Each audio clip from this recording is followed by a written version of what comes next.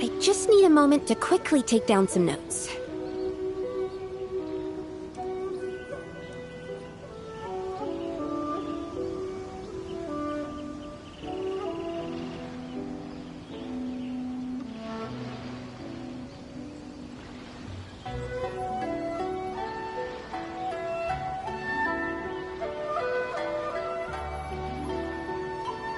What was that? Oh, it's gone. Can I go take a look?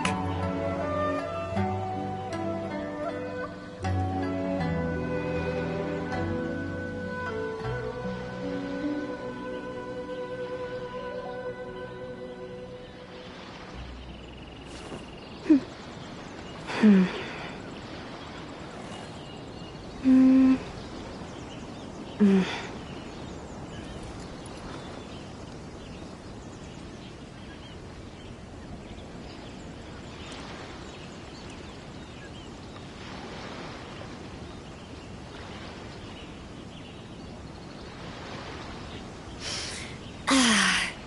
haven't been out in a while.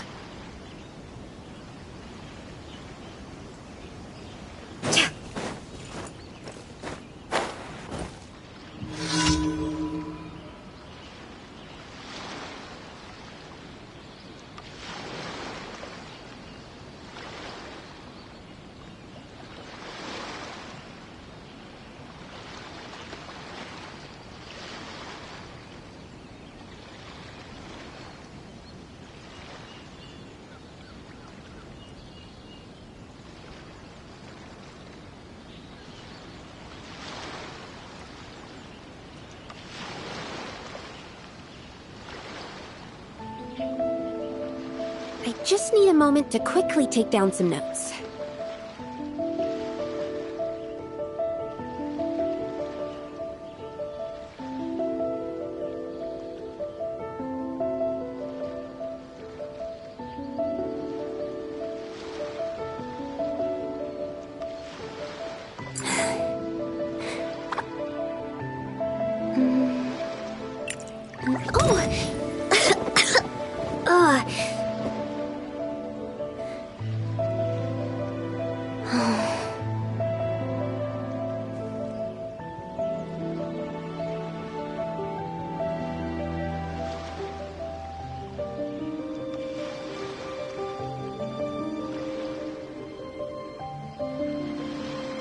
What was that? Oh, it's gone. Can I go take a look?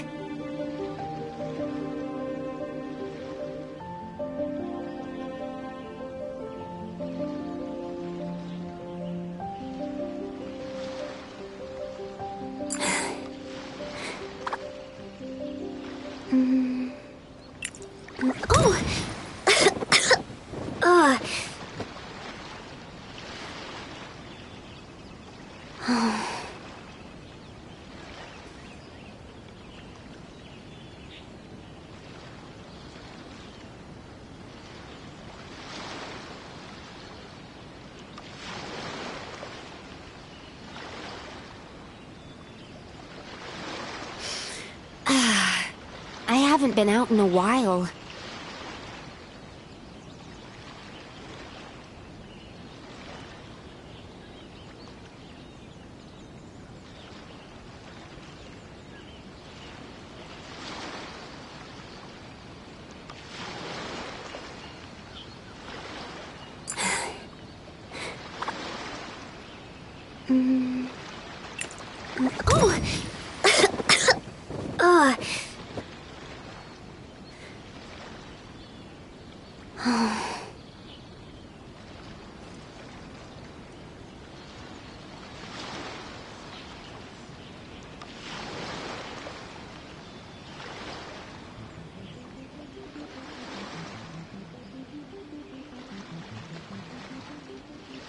What was that? Oh, it's gone. Can I go take a look?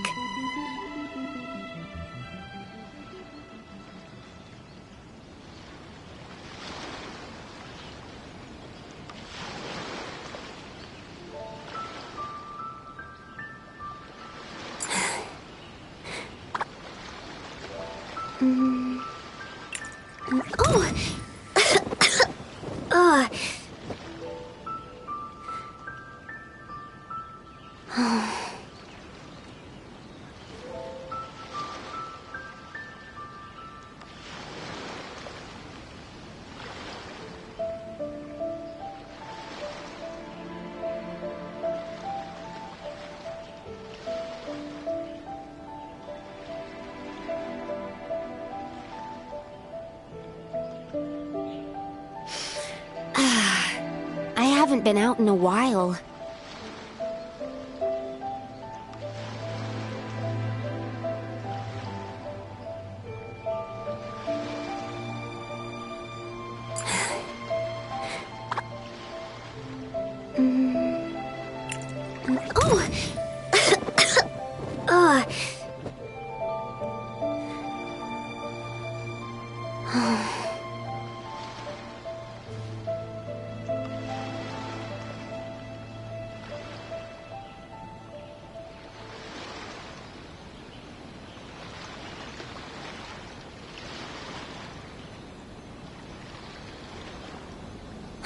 What was that?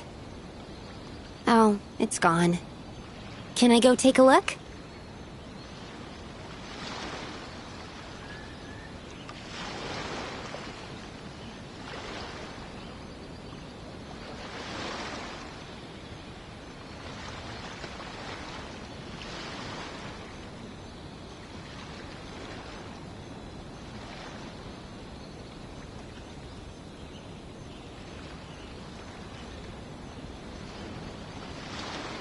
I just need a moment to quickly take down some notes.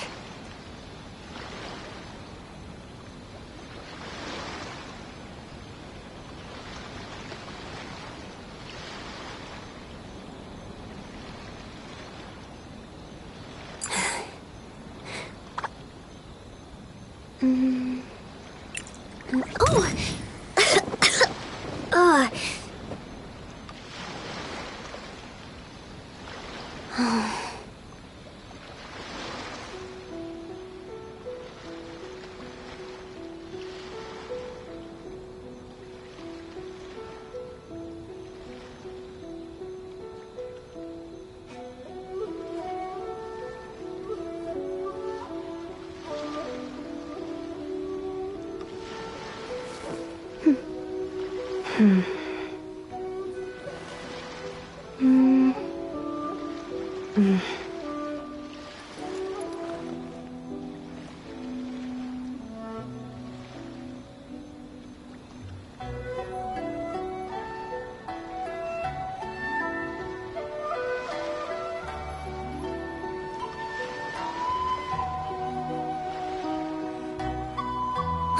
What was that?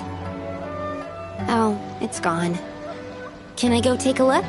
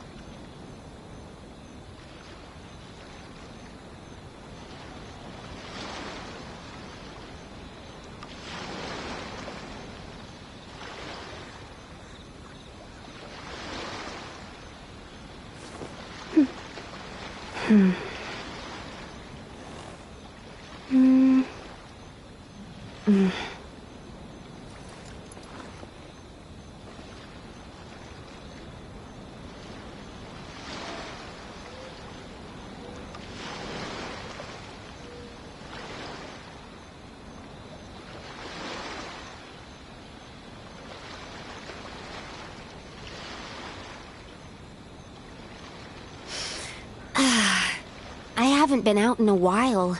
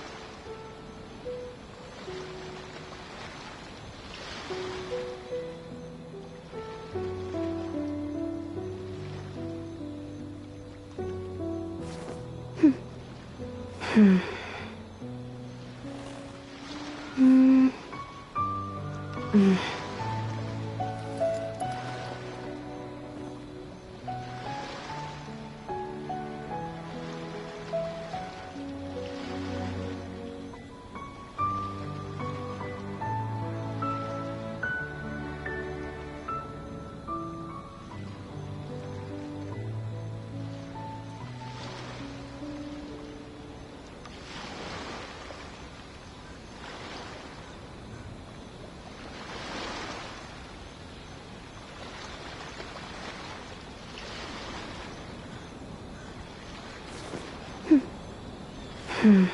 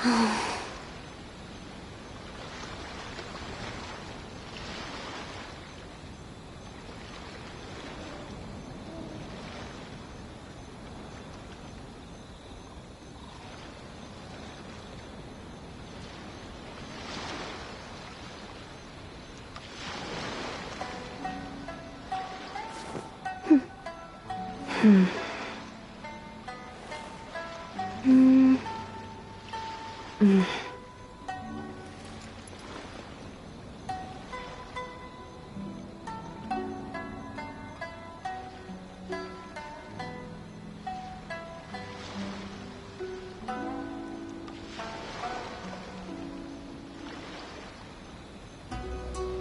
What was that? Oh, it's gone. Can I go take a look?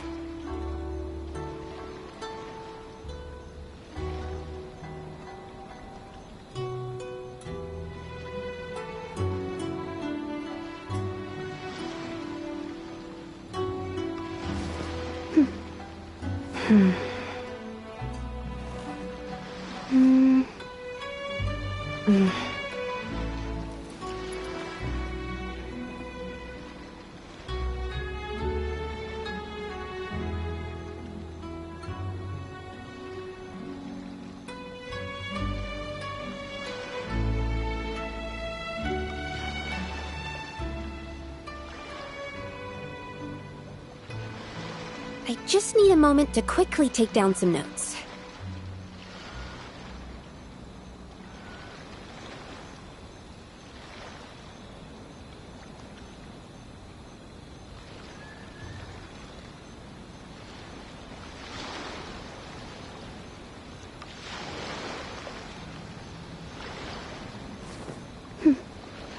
Oh!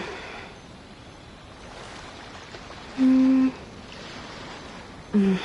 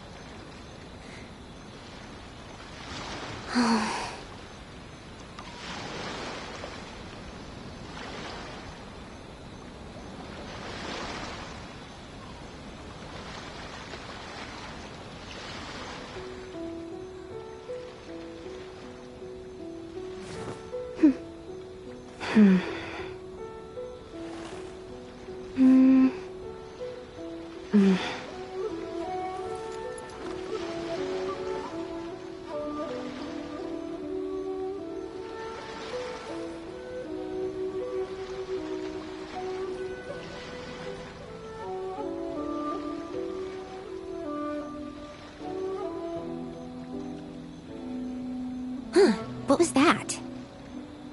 Oh, it's gone. Can I go take a look?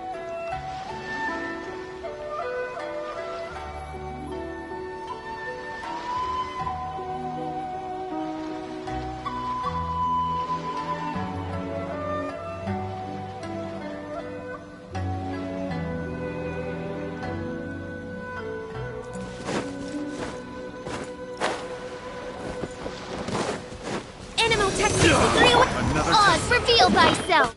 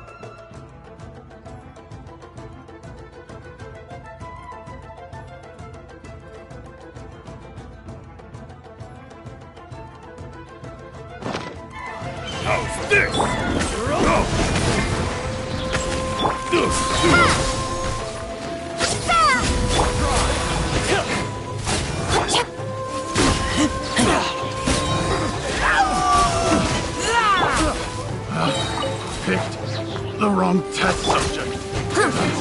Stay clear! Swirl! Shadow Raven! Propagate! Scatter! Picked the wrong test subject.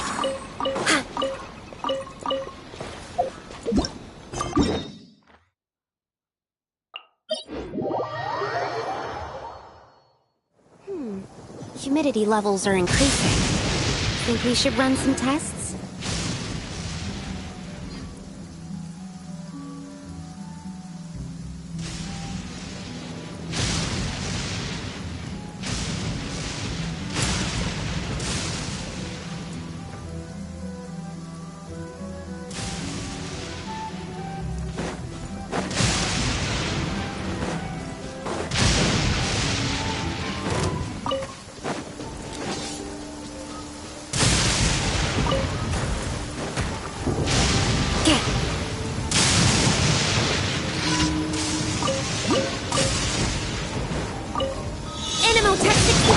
By royal decree!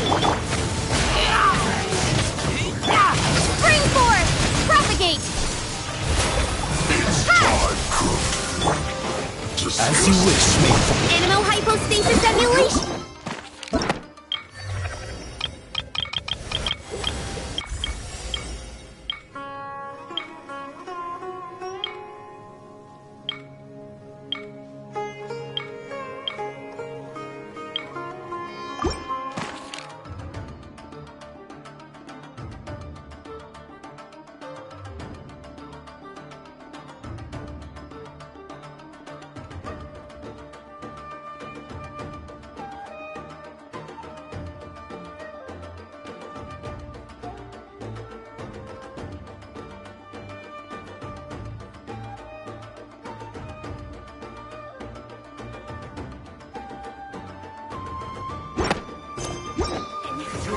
Stay clear!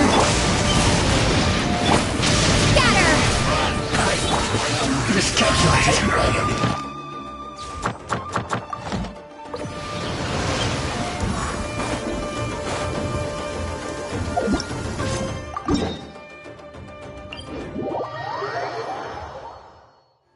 The sun is already out? Oh, okay. Just one last experiment. And then we can get some rest. Last one, I promise.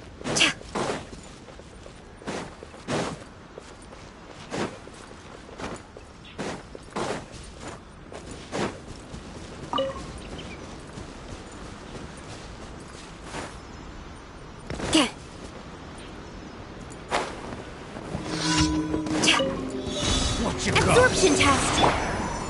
I summon thee! Germinate! Ha! Scatter!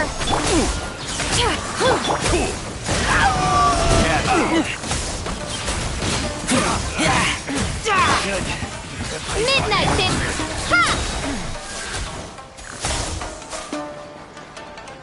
Swirl! Mark 2! Stay clear! Spring forth! Propagate! The wrong test subject.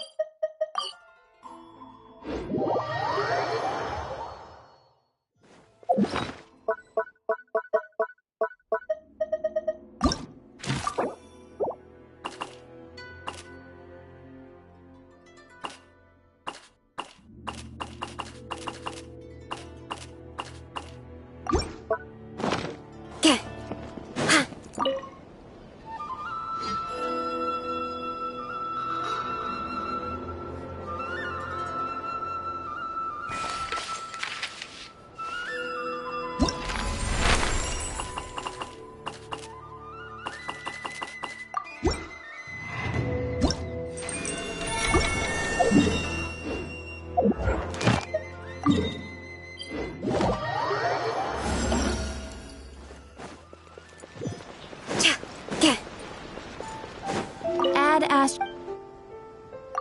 Thank you for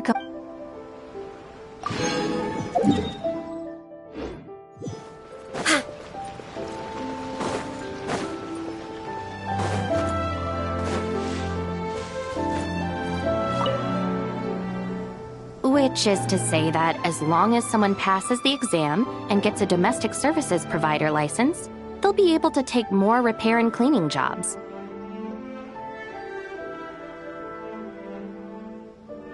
That's exactly it, Miss Cookie.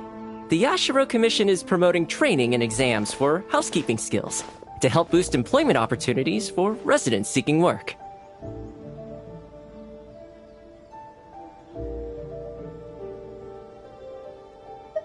Oh, hey, Traveler. That's right.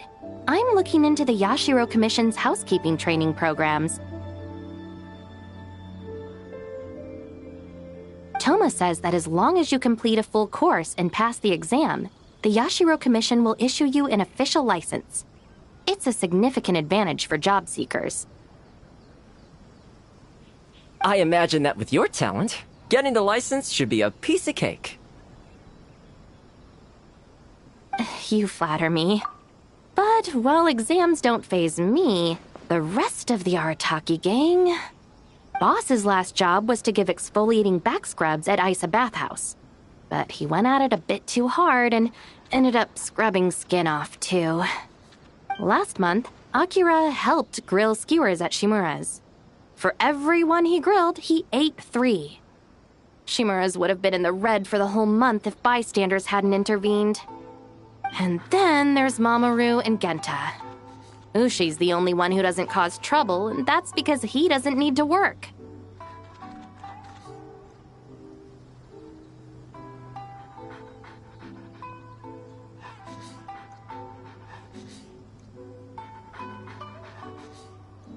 Right on the money.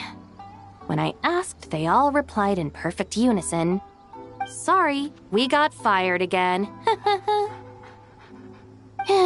In short, aside from me, the entire Arataki gang is presently unemployed.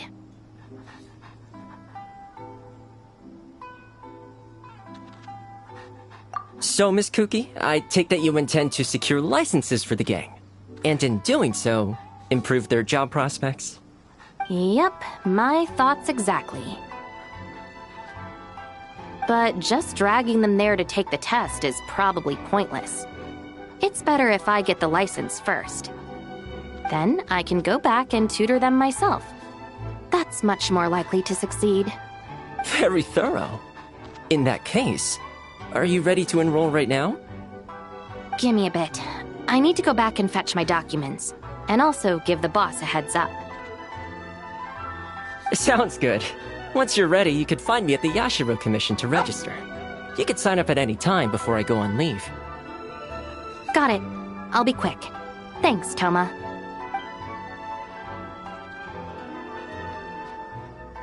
Oh, now that's someone who doesn't mess around.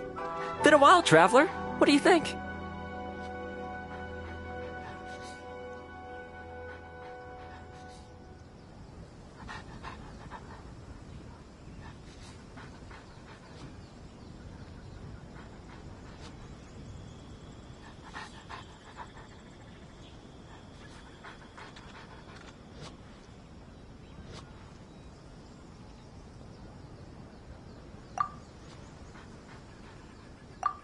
I am. The Yashiro Commission is spearheading the Domestic Services Training Program. And once I finish assisting the others with the registration process, I plan on taking a long vacation. Lord Kamisato is already approved. I plan to head to Mondstadt to help my mother with a few things. What's with the surprised look? I don't think I've ever shared much about my family with you. There's nothing special about them. My mom was born and raised in Mondstadt, and she's a Knight of Favonius. Contact between Mondstadt and Inazuma has risen since the Sakoku decree was lifted, so it's gotten easier to write. Once, I got a letter from her demanding I send her Inazuman wines so she could taste what you're drinking over there. But what can possibly rival dandelion wine? Shame, though. Even a taste of home might be a luxury for her right now. Grandmaster Varka's expedition is camped in Nodcry. and she received her orders to transfer. She's already en route to join them. It's been years since I last went back. Once I get there, I'll help sort through everything she left behind and see how much Mondstadt's changed. Given how far your travels take you, maybe we'll bump into each other there.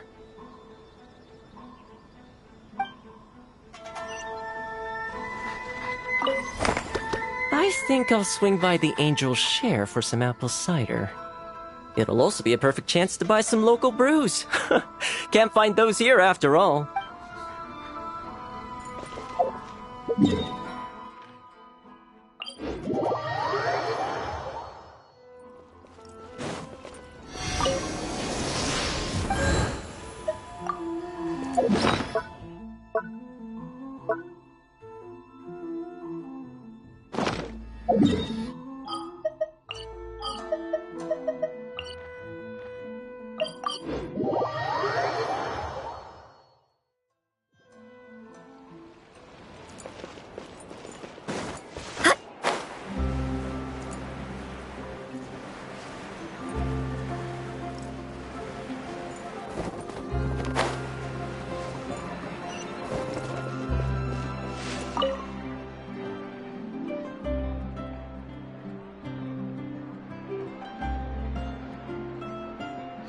She should have been here by now. Is she skipping her coffee today? No way! Today's blend is her favorite flavor. She'll be here. Oh, you scared me half to death! Didn't anyone teach you not to sneak up on people? What? You did? Sorry then, I was so focused on the report and photos I didn't hear you. Still no sign of Clorinde, though. Is she really not coming today? You're not wrong. But if I can score the first interview with the champion duelist who never gives interviews, it'll be another front-page hit. Of course, I'd get rejected like all the other reporters if I simply marched up to her, so I've decided to take a more roundabout approach to the problem. First, I worked out a complete dossier, including all her usual haunts and routines. Next, I'll camp out in those spots at specific times to await the perfect chance encounter. I'm even learning how to play tabletop games, so I can visit the tabletop troupe in a few days and play through a new script with them, and maybe even be the game master. If I can be the game master for a game Clorinde is in, I could use the role to build up my rapport with her. Of course, I never ask inappropriate questions during a session, and I never use off-the-record statements in my reports. Ethically sourced quotes only. Navia? I heard she's an avid gamer. What's the issue? Wait, what? Is that the kind of thing a GM has to deal with? Oh, that's nothing. Talking is what we journalists do best. If I ever get stumped by something, I'll dazzle them with my professionally honed spin techniques. Nobody'll be the wiser. No way! When I speak with you, it comes straight from the heart. There's nothing I can't say to you. Whoa, gotta run. I need to get to the Hotel de Boer.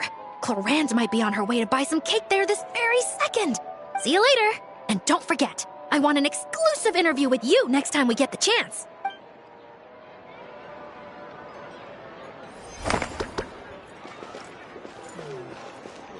No more free coffee for me.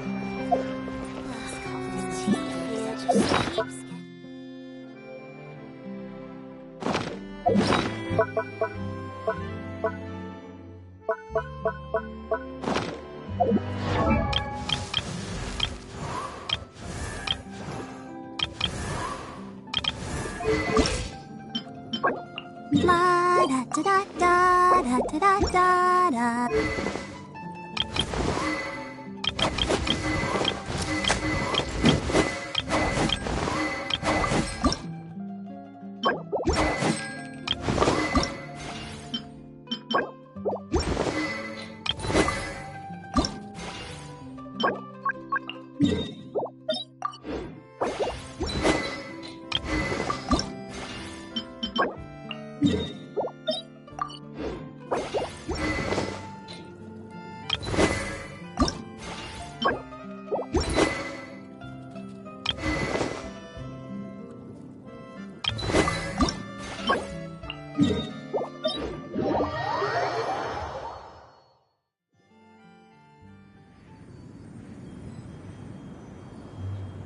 Absorption test!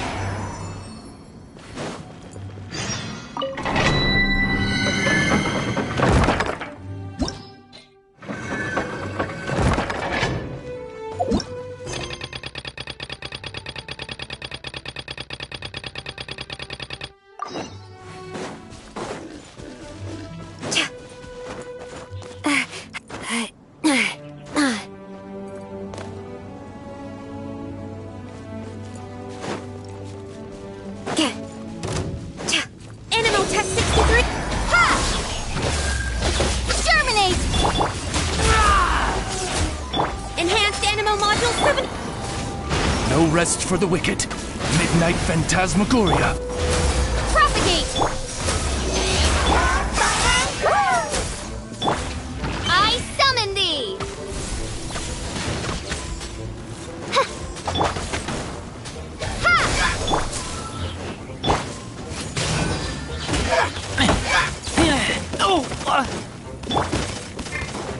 Odds revealed by Propagate!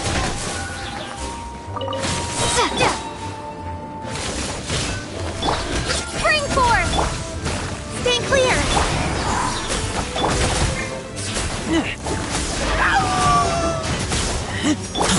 Scatter!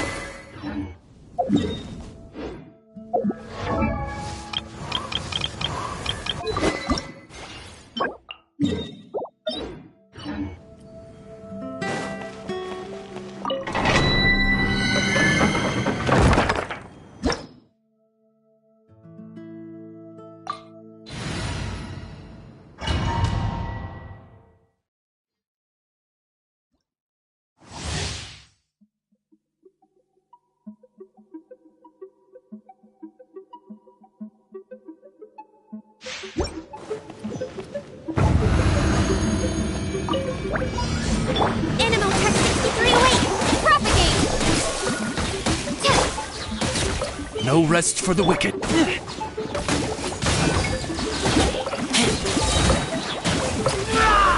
Animal hypostasis emulation!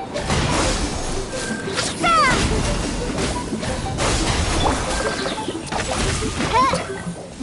Wings of darkness!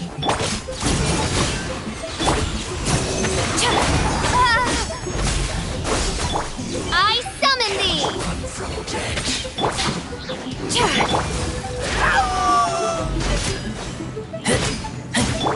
Germinate! By royal decree! Stand clear!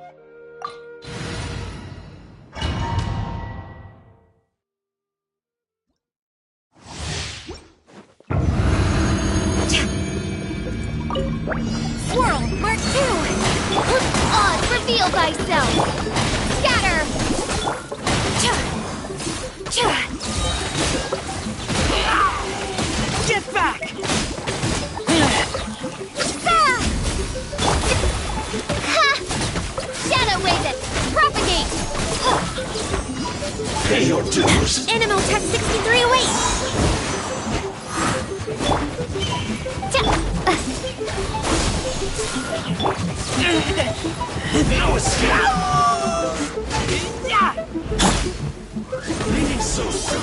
No rest for the... Absorption test! Animal hypostasis... Scatter! Ha! Germinate! No escape!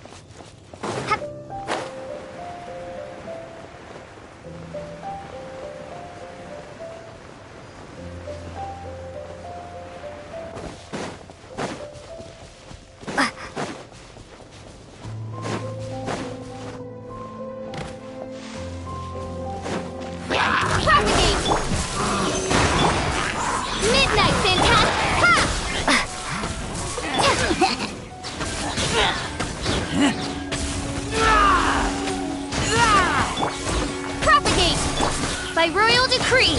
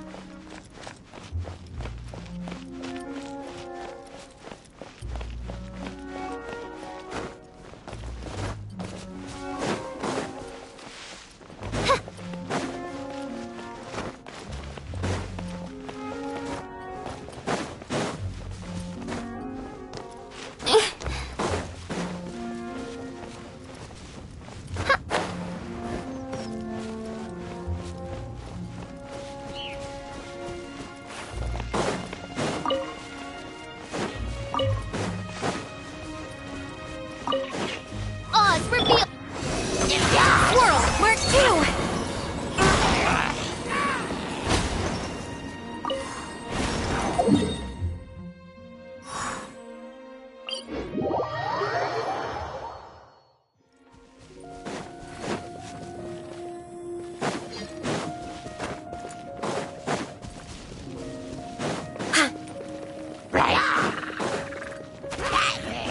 Stay clear! By royal decree! Ha! I summon thee!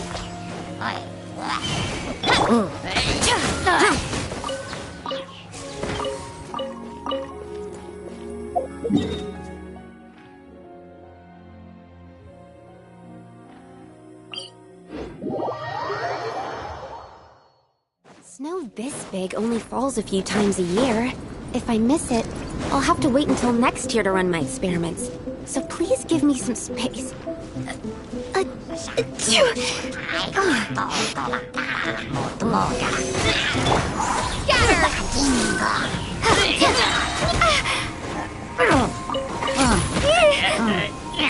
Germinate! No rest for the wicked.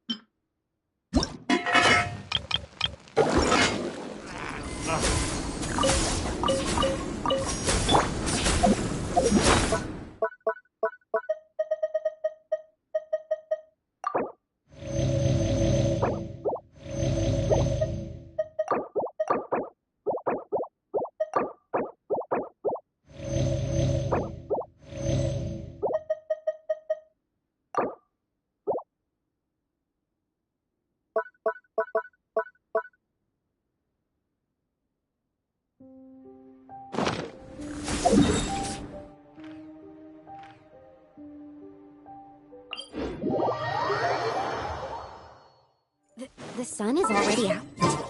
Oh, okay. Just one last experiment, and then we can get some rest.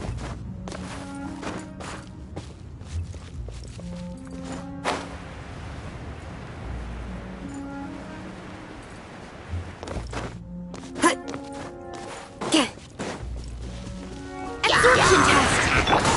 I summon the... Propagate!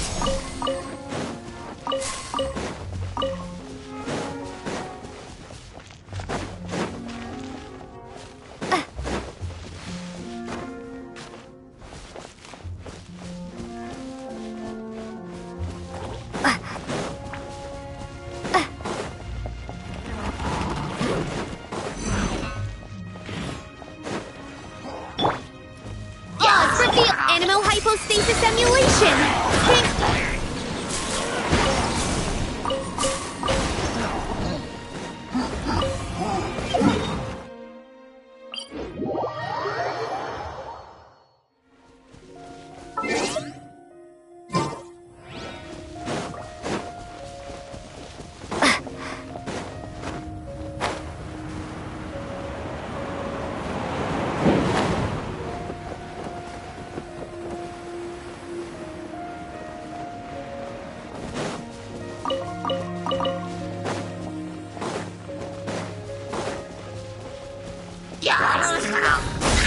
Absorption!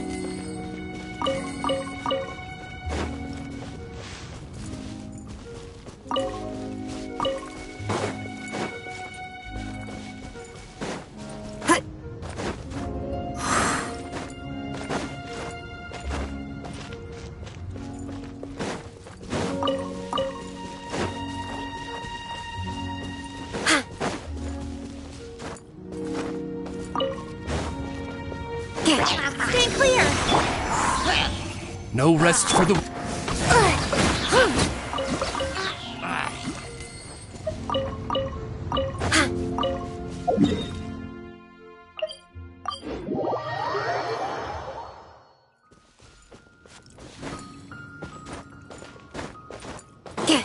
Enhanced Animal Module 75! Scatter!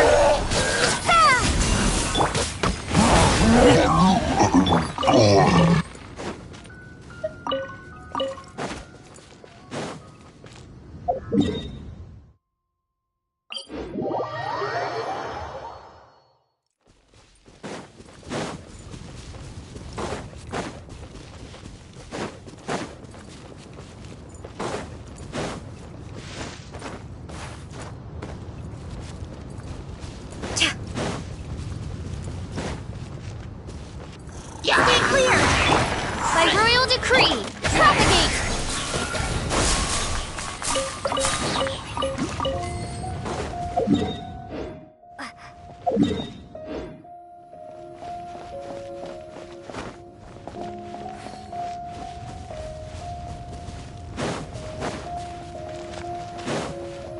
Shatter!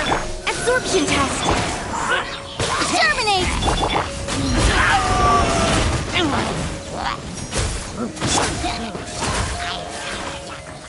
Propagate!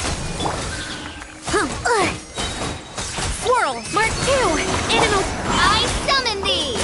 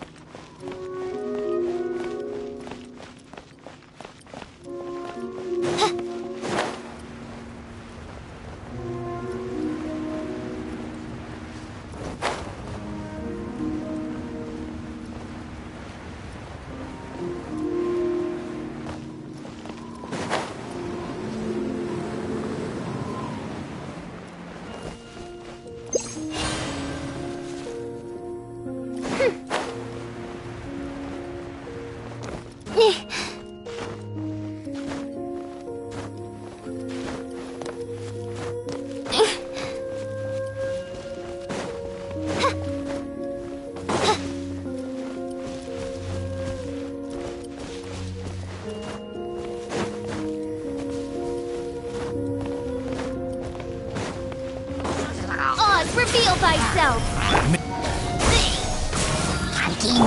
Stay clear! No rest for the wicked. Scatter!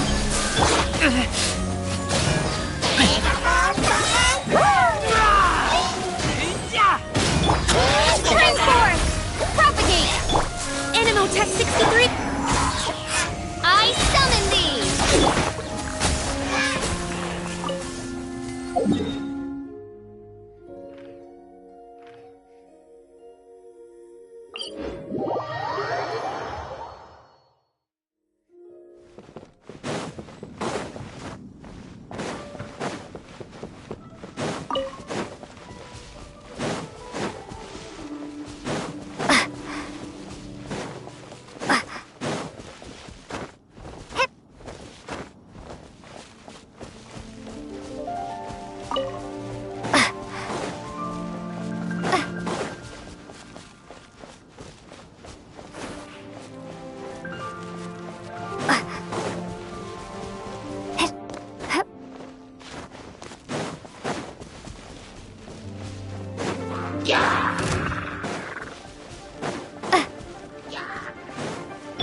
By royal decree, Shadow Raven,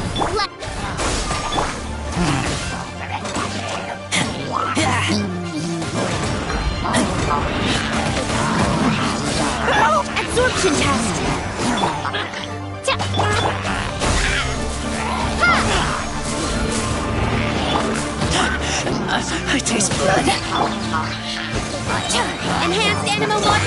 Oz, reveal thyself! No rest for the wicked.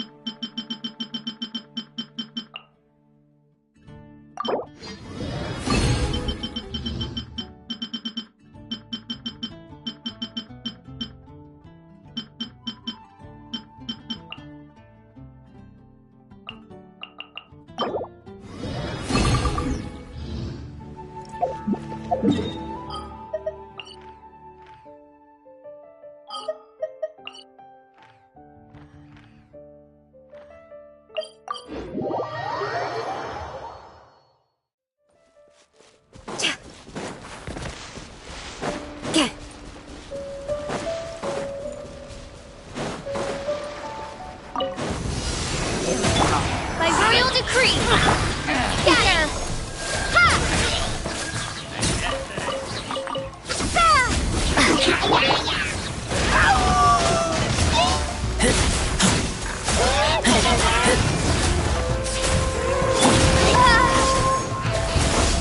Animal Tech 6308!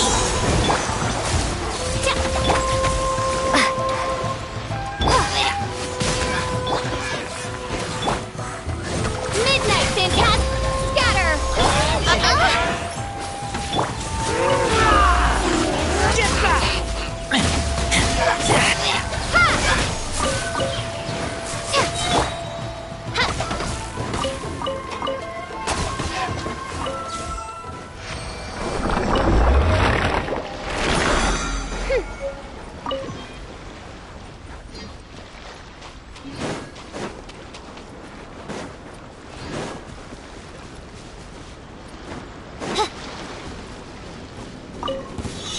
Let's get down to business. Work 2! Absorption test! Germinate! Propagate!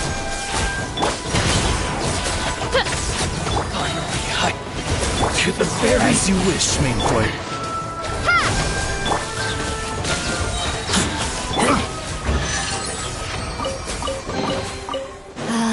If only I stumbled upon lab supplies as often.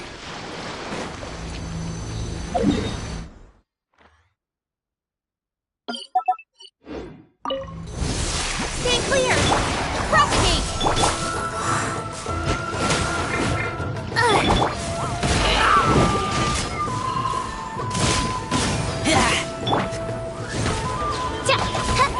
No rest for the wicked. Spring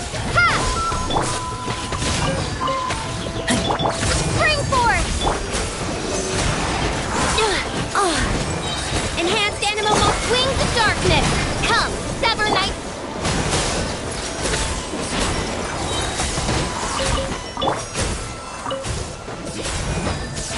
Absorption test! Propagate!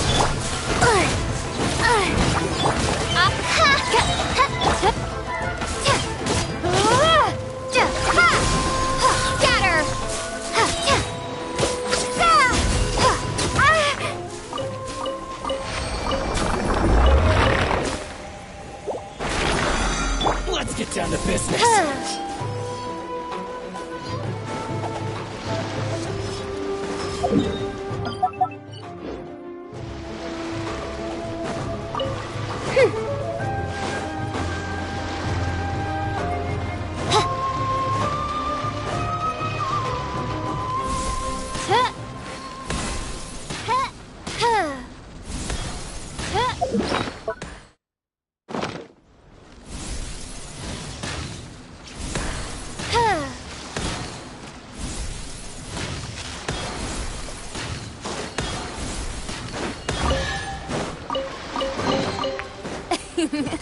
Cry out my illustrious name.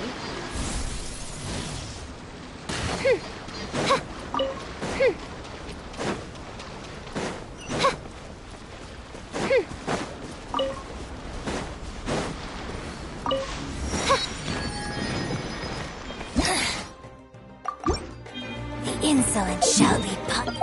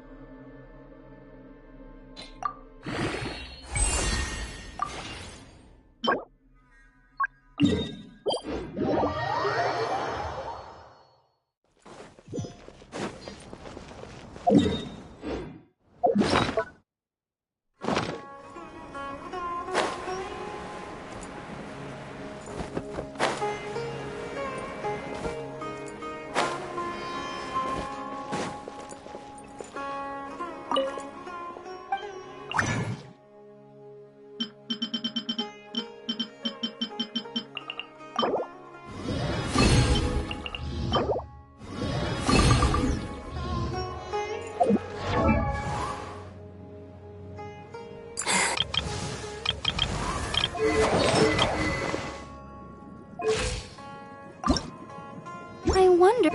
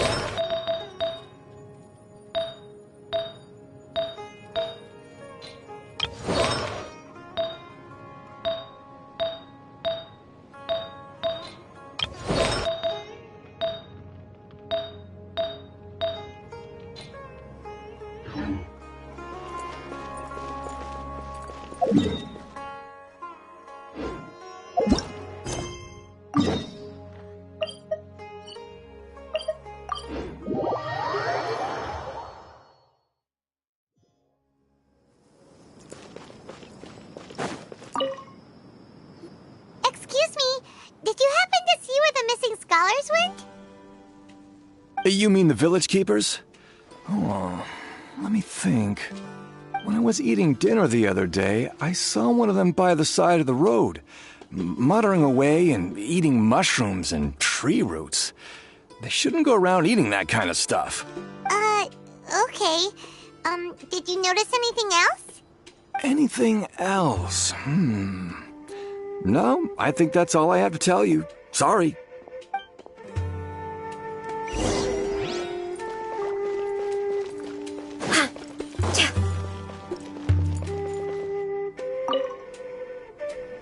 The scholars that have gone missing. Have you seen them? Those eyes. Those fierce eyes. You look like a real fighter. Don't change the subject. Right. You were asking about the mad scholars. I think it's been a few days since I last saw them. I usually go to bed pretty early, so I'm not too familiar with what goes on at night. But honestly, I feel quite sympathetic towards them. Even though they act a little strange, they've helped me in the past. If it weren't for them, my house would have collapsed long ago. Do you also think Grandpa and the others are good people? Grandpa? Oh, hello there. It's little Isak. You mean that nice man who looks like your grandpa's long-lost twin, right? He was actually the one who protected my house. I saw it with my own eyes. He happened to be staying near my house that day and was doing something with his hands on the ground. It still feels pretty surreal now that I think back on it. Did someone teach them how to do that? Well, whatever the case, I'll always be thankful to him and whoever taught him to look out for others. I'm pretty sure that if I ever went mad, I wouldn't be able to do anything like that. Gotcha. Thank you.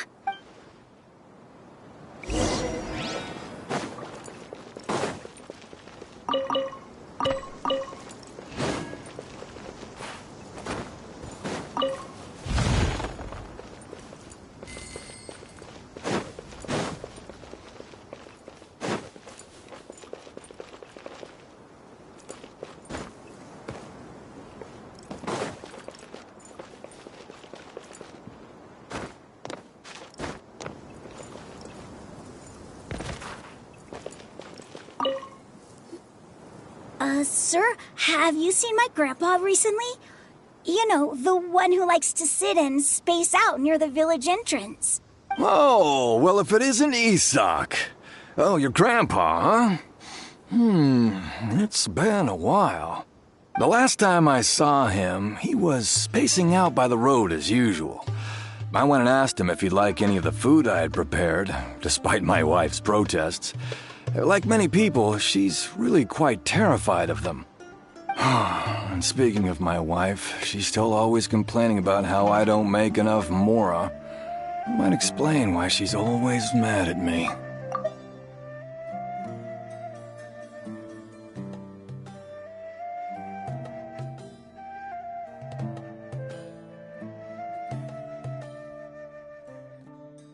Oh, thank you.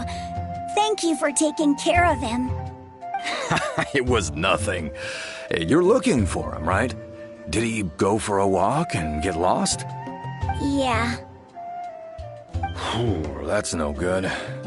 Well, once you found him, come by my place again and I'll cook a little something for the both of you. I've known you since you were very young. So as far as I'm concerned, you're family. Please feel free to come by anytime. Wow, what a nice guy. Okay, thank you, sir. Huh? Don't say anything for now.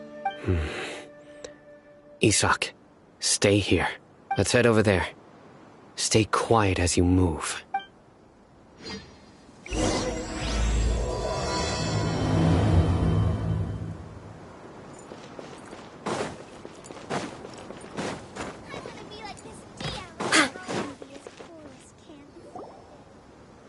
Listen, see if you can make out what they're saying. Have you heard? The mighty King Deshret, the sovereign of our faith, will soon return to this world. Yes, of course I have. King Deshret is the one and only true ruler of this land. I've never believed in any other gods. Still, you say he's coming back, but it sure doesn't feel like life's about to change around here anytime soon. What's your proof? Haven't you noticed? The village has been getting more deranged scholars than ever. Delavar was saying that many people also went insane just before the fall of King Deshret's civilization in ancient times. We don't quite know why, but it seems like there's some sort of connection between insanity and King Deshret. Isn't it a sign of King Deshret's power that all the mad scholars have disappeared? If you ask me, they must have been chosen as the final sacrifice for King Deshret's resurrection. Huh. Now that you say it, that does make some sense. Does this mean our lives are finally going to take a turn for the better? Exactly. Those city folks will get what's coming to them. Now, repeat everything you've just said from the very beginning. Huh? Who are you? Where did you come from? My patience is running thin. You heard what I asked.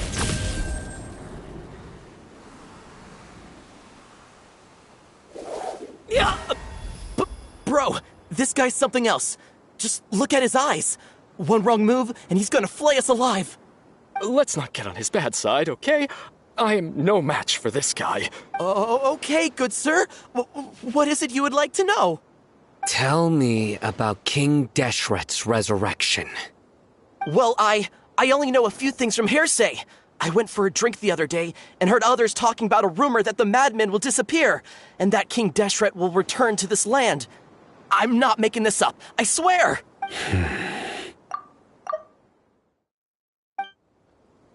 Hey, go on. Keep talking. It's true. It's all true, sir. We desert folk have had more than enough of those people at the academia. They keep sending us all their mad scholars and won't let us have a good life.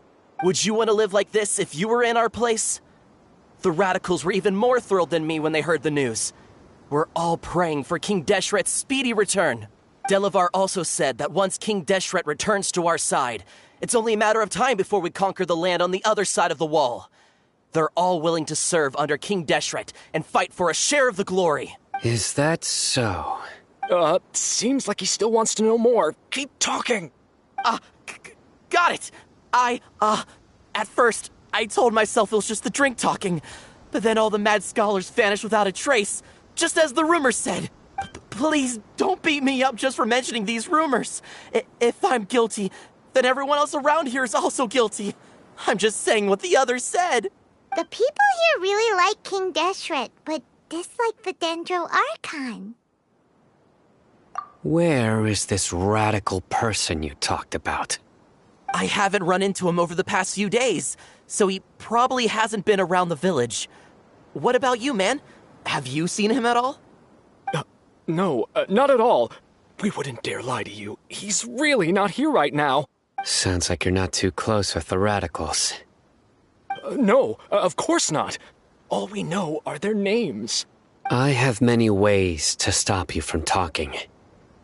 And many others to stop you from sending warning messages. So you'd best just stay home and hope I don't hear of you trying to contact anybody. Don't do anything until I've gotten to the bottom of this. Try something foolish, and even Candace won't be able to protect you. Yes, got it. We'll do just as you say. That scared Paimon half to death. Sino is pretty terrifying. He didn't try to reassure us at all. It's like he's used to hearing that. Oh, Paimon bets lots of people have told him that before. I heard that. Sorry. It's part of being a Matra. The rumor we heard just now seems like a strong lead. But we need to check a few more places. Very well. Isak! I'm here. Where's your grandpa's house? Well, I can take you there. Just follow me.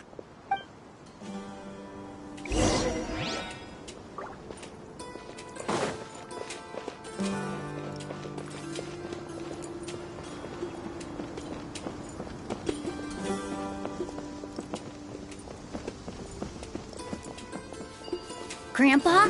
Oh, he likes to be alone. Sometimes he stares at the sky in a daze, and other times he just pokes at the ground with his fingers. Every now and then, he yells out at the top of his lungs, so a lot of people are really scared of him. But he's a good person, really. I know he is.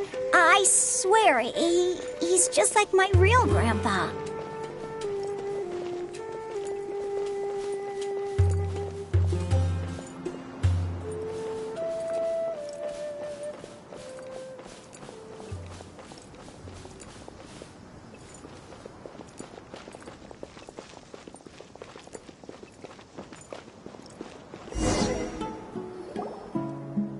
This is where Grandpa usually stays. There sure isn't much here. No. Incense? Please don't say it's the same one as before. But are you okay? Are you getting dizzy or need to lie down? There's a scent that you can sense, but I can't. A certain traveler here once passed out from that smell. Thankfully, Tainari saved the day. And then he gave us a long lecture to explain all about how it worked. So, you know Tainari? Huh? You know him too? Are you two friends? Yes. Now that I concentrate, I can also make out the scent of incense. Wait, surely Tainari didn't lecture you too. No, no need. Did you first encounter this scent at Tainari's house? In the forest. From a scholar.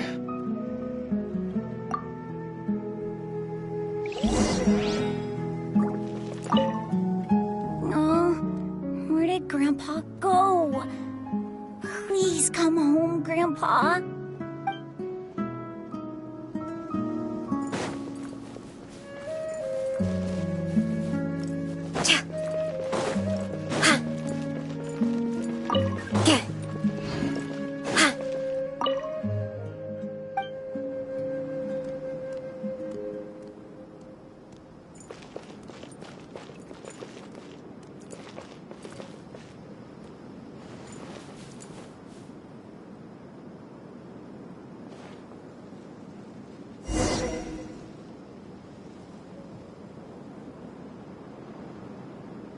What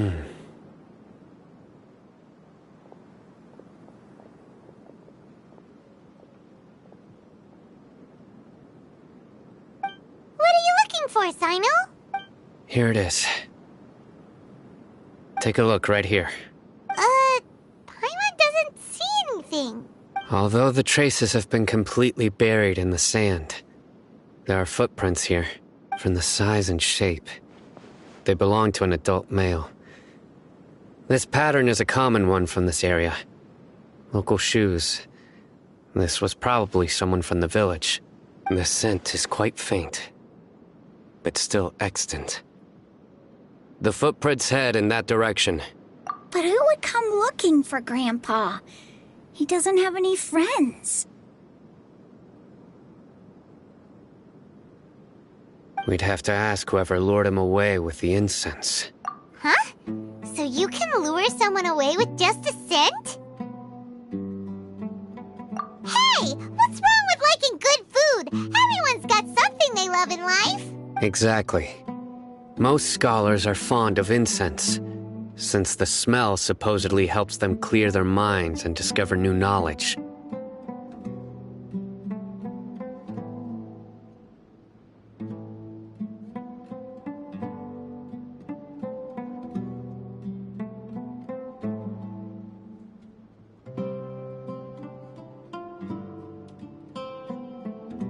Even deep within the clutches of madness, they still yearn for their knowledge-seeking days, and will follow the scent whenever it presents itself. No, Grandpa. So, someone's taking advantage of their weakness? Huh. Still, why would anyone want to abduct all the scholars? Are the rumors really true?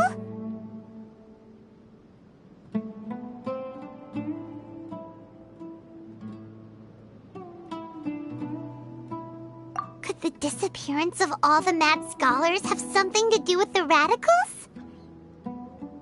It's highly likely. Please, you have to save my Grandpa. Grandpa's never done anything wrong. Please help him. Sounds like we'd better help get him back. Don't you worry, Isak. We won't let whoever took him get away with it. Let's head to Aru Village and inform Candace and the others about what we learned here. After that, we'll set off to find the scholars.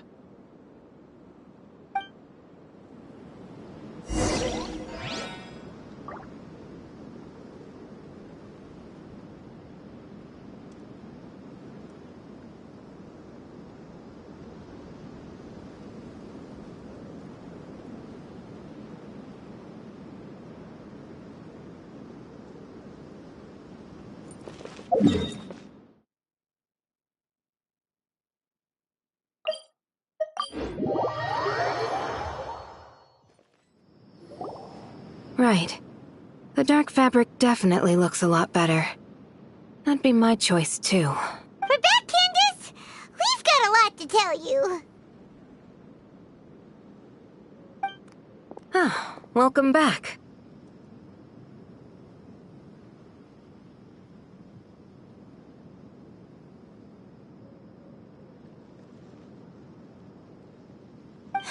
Sounds like everyone's friends already. Oh, Dia's here too! You bet. So, everything goes smoothly? Reasonably.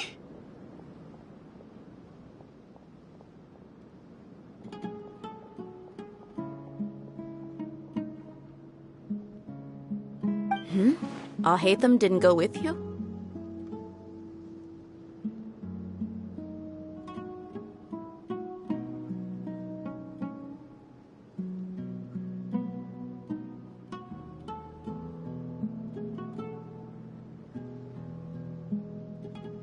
We haven't seen him at all. Huh. I saw him around the village entrance earlier and figured he was investigating with you. I guess he must have gone off on his own.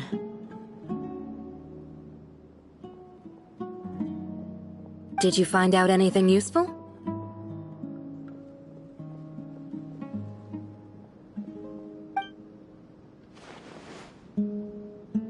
I see. So, someone used a kind of incense to lead the exiled scholars away from the village.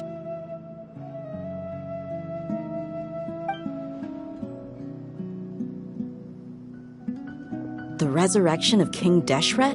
First I've heard of it. Far as I know, the kind of incense you just mentioned is only popular beyond the wall. Scholars are fond of it, but as you can see, there aren't many scholars still studying around these parts. No seller would be able to make a profit here.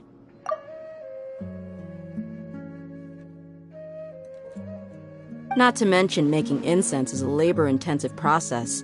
You won't see anybody in the desert with the patience to make or sell something that requires that kind of effort.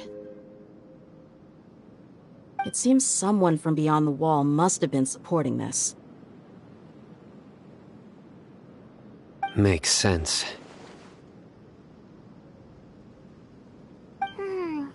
So what should we do then? Do we go back to the academia and search for leads there? If it was any other day, that would be your next logical step. But today, you've got me on your team, so you get an extra tip. Didn't you say that the villager got his news from the tavern? Well, I also like to drink at the tavern, so I know a thing or two about these radicals he mentioned. If Paimon remembers correctly, the leader of the radicals is some guy called Delavar. Ah, yeah. Delavar, the scar-riddled bandit, Engur, the wide-eyed butcher, and Jabari, the duck-tailed bearded crook. The whole lot of them are known around these parts.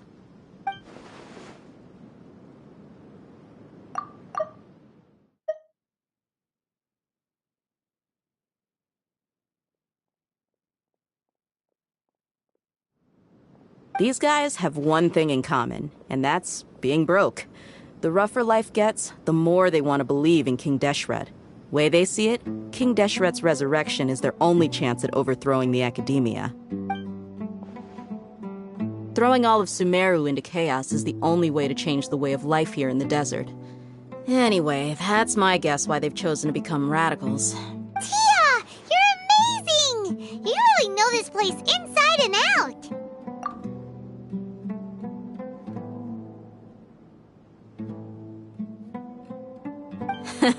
No merc can afford to slack off on gathering intelligence. Every mora I've spent in the tavern has been a valuable investment. Let's head out. Now hold on, you're staying right here, Sino. Why? Aru Village is not a big place. Outsiders stand out here like a sore thumb. I'd bet word about you has already gotten out. The desert is unforgiving, so the way of life here is also a lot tougher than on the outside of the wall. You survive on making connections out here. Compared to you, mercs like me are just third-rate amateurs. I've got no actual fighting skills to speak of, but that also makes it a whole lot easier for me to gain the locals' trust. I need to go around and ask some questions, but it'll be difficult if you're with me. Fine. Good. Then we've got a plan. The Traveler and Paimon will go to Caravan Rebat with me, and we'll try our best to figure out where the mad scholars have been taken. Sino, you'll have to stay in the village and continue investigating on your own.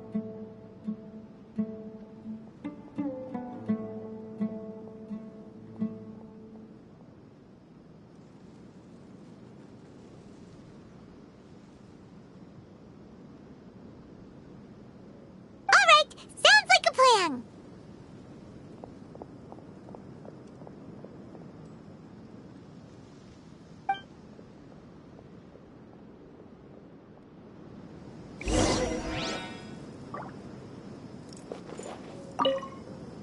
Sino, please don't take offense. I'm sure Dia just wants to help everyone solve their problem as quickly as possible. That's why she can be so straightforward at times. I don't mind. I see. Well, from the way you were staring out into the distance, I thought you might have been mulling over Dia's words.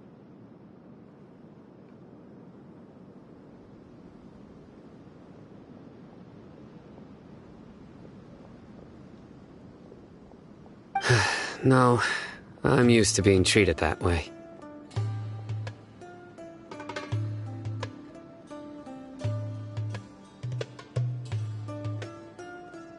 It's natural to fear strength. I take no objection to it.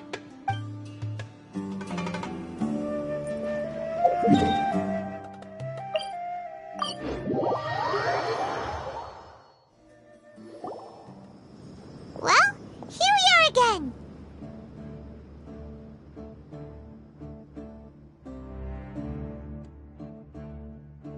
Sounds like you're starting to get familiar with the area.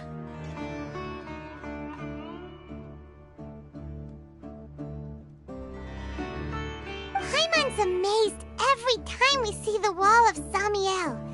How can a wall this tall even exist? It's almost unreal.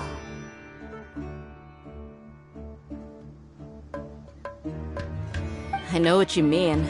I had the same question every time I walked this way when I was a kid. Also, why is this high wall here? And can a wall really block sandstorms? It was only after I grew up that I realized the wall of Samiel isn't just there to keep out the sandstorms. It serves a more important purpose, keeping out people like us. Sumeru is run by wise and mighty sages. To them, us desert dwellers are nothing but tools that can be used and discarded at their whim. We're cheap labor, like livestock, but easier to control. Nothing more. Even if a child from the desert got the chance to obtain an Akasha terminal, almost all their requests for knowledge would be denied. The academia believes we're underserving. Geniuses like Sataria are 1 in a million. The other children never get a single chance to try and rewrite their fate, even though the academia knows very well that we're humans, just as they are. That's terrible. I would tear down this wall with my own hands if I could. Hey, Dia. You're not thinking about doing anything scary, are you? No, not at all. This place just gets me thinking, that's all. Besides, we're here to procure information, aren't we? Yep, we gotta catch those... Shh. Caravan Rebot is crawling with people, so be careful what you say. We don't want anyone to find out what we're here for. Our mission started the moment we arrived here. Let's go check out the tavern. Maybe we'll find someone I know.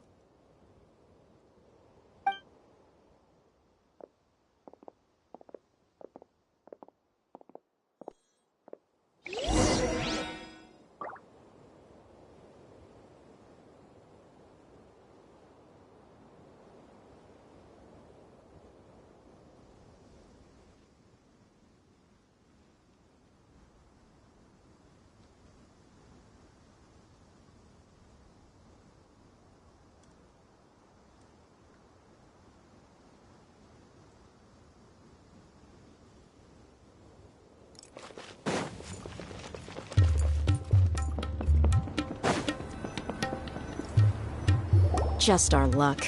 None of them are here today. You mean, you don't see anyone you know? Dia, is that you? What a coincidence. You here for a drink too? Zaki. Finally, a friendly face.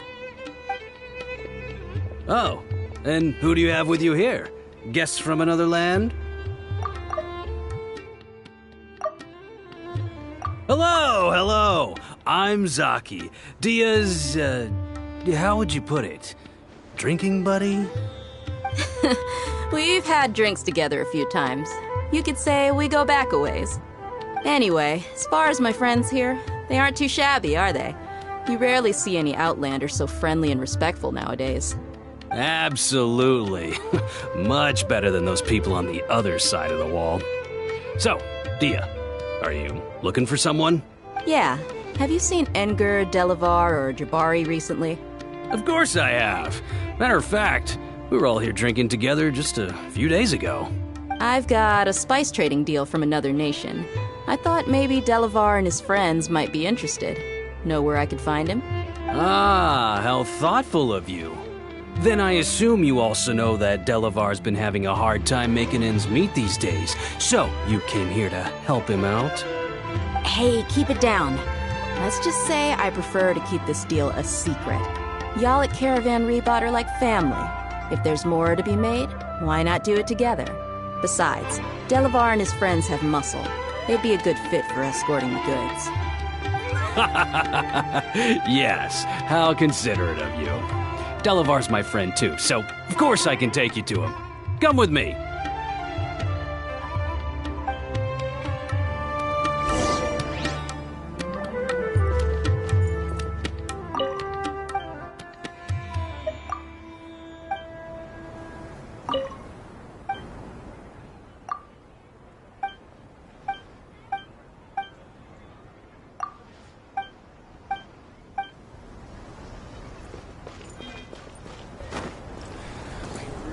Recommend going there.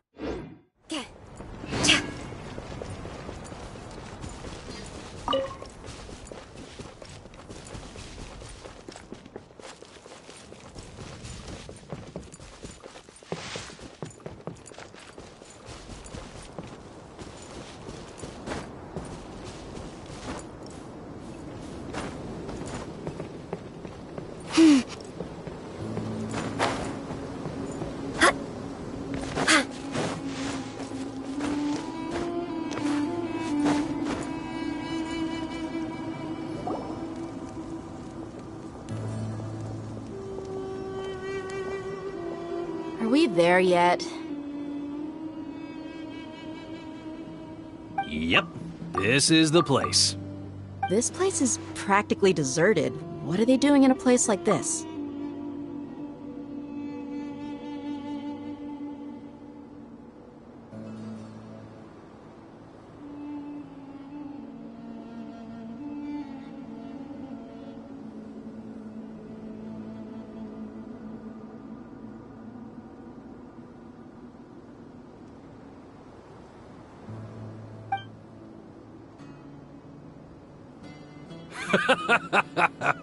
Why don't you take a guess?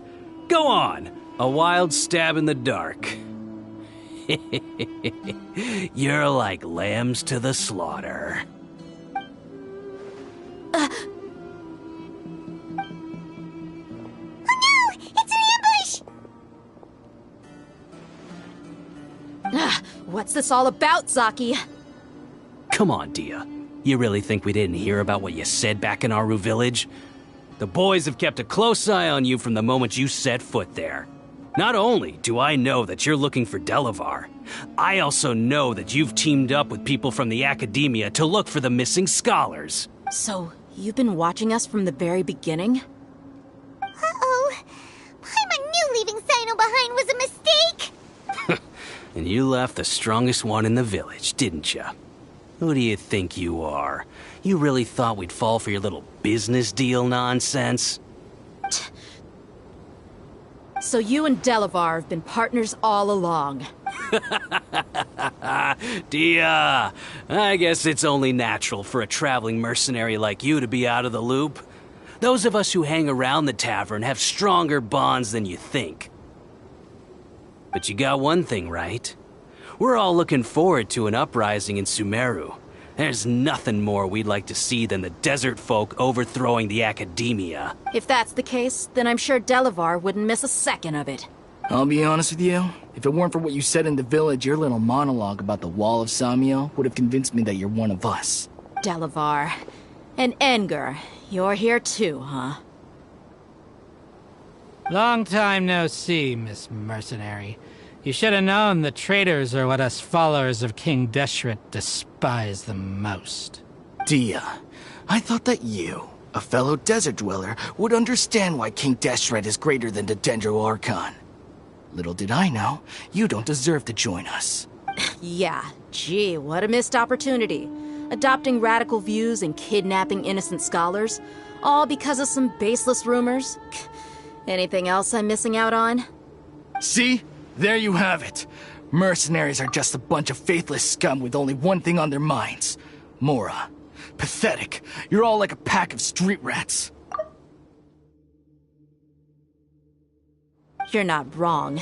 Mercenaries are driven by Mora, and my faith lies with whoever's paying me. As long as there's a profit to be made, anyone can become my friend. Enough talking! Get him! Just as I expected. Let's teach him a lesson, traveler. Following orders. Animal Tech 63 by royal decree. That's...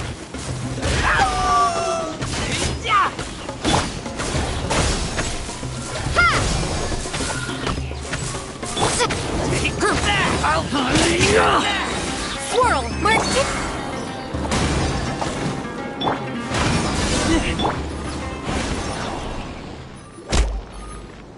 Impossible! How could you? So, what do you think about your meticulous network now, Zaki? How did you say it? It's only natural for a traveling mercenary like me to be out of the loop. I'm guessing your informant told you that I'm just an incompetent merc with no real fighting skills, correct?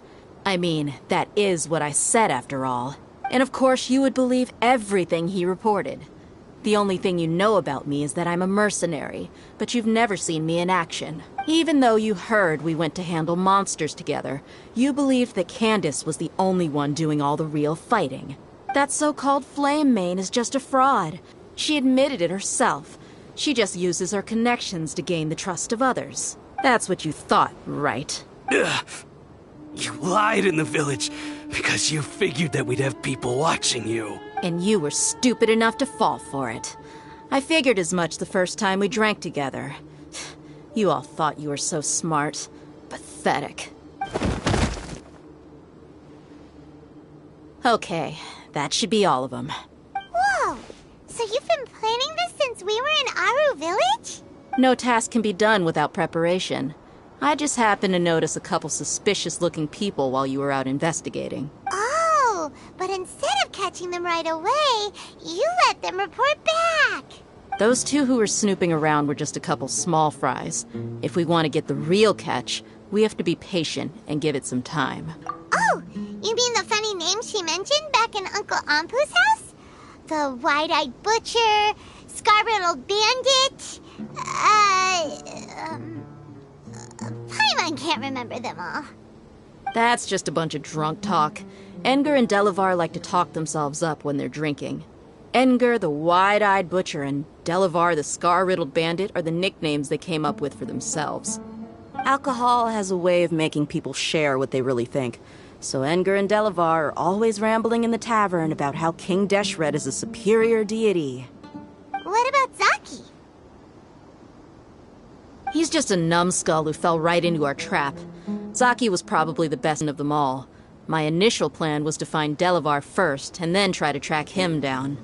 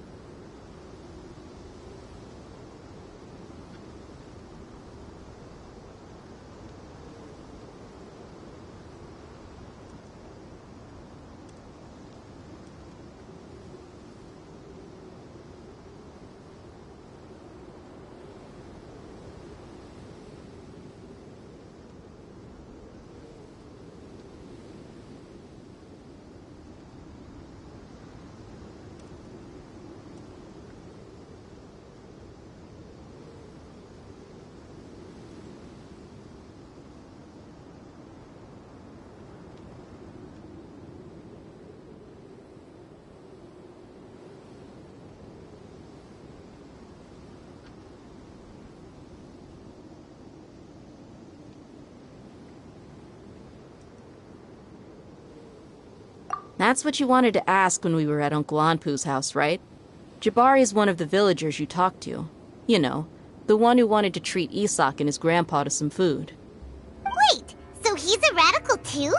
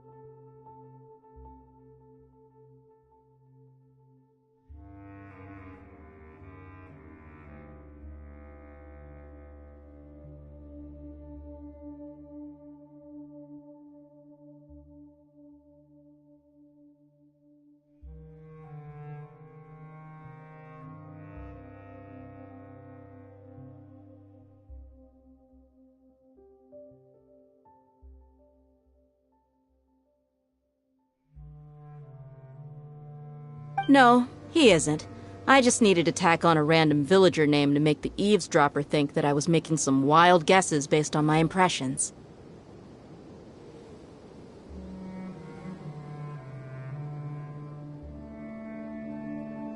Wow! What a genius idea! Well, that's an expert mercenary for ya.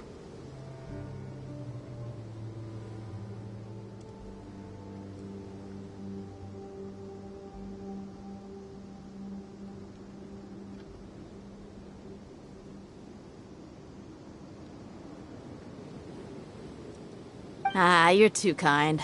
It was straight from the usual playbook, if I'm honest.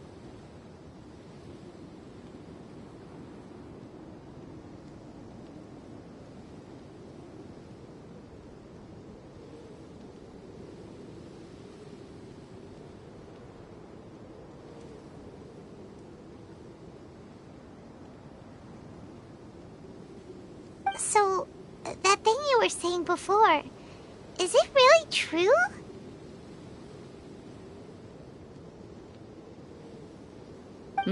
About what?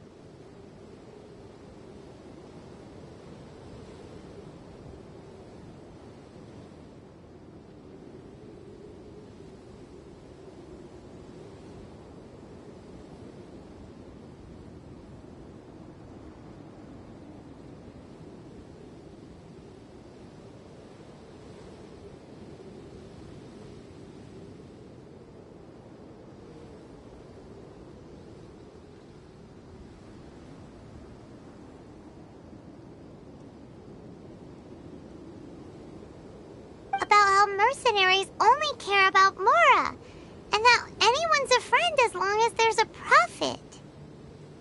Does that bother you? What makes you so sure?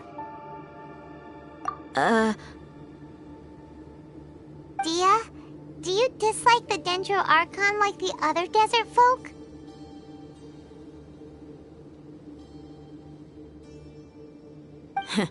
You two are pretty sharp. No, I don't have anything against the Dendro Archon.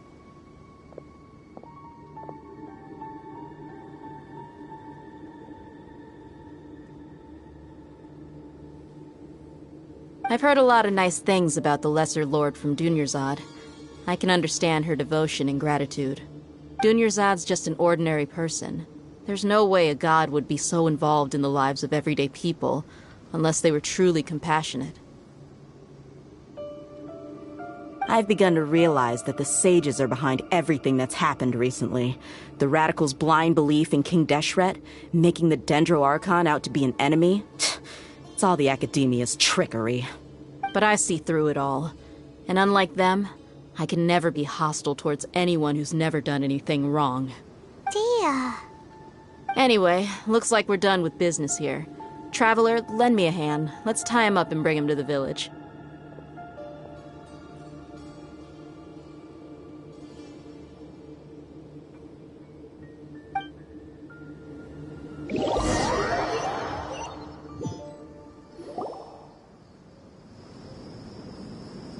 This should be all of them.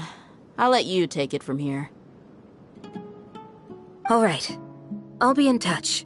Until then, please stand by. Candace, do you need any help?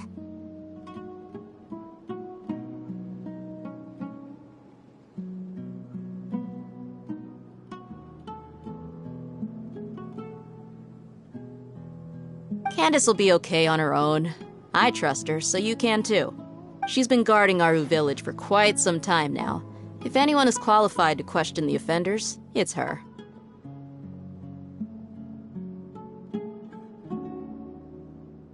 While I'm questioning them, why don't you pass some time by exploring the area?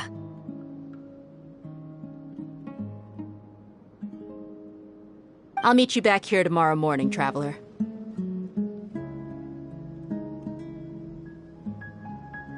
As for these idiots, let's just hope they live to see another day.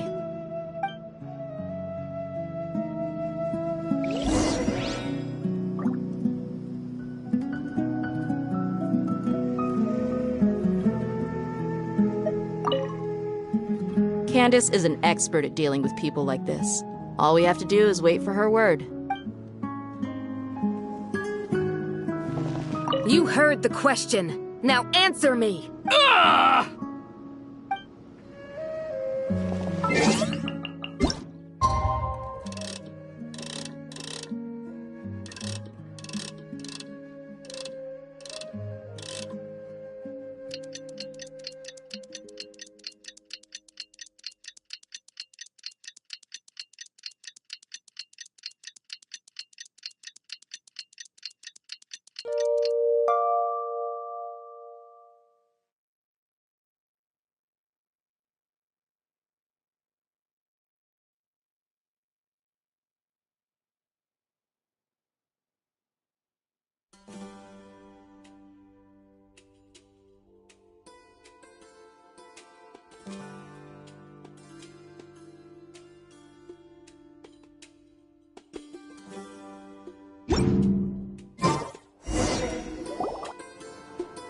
Hey, Dia!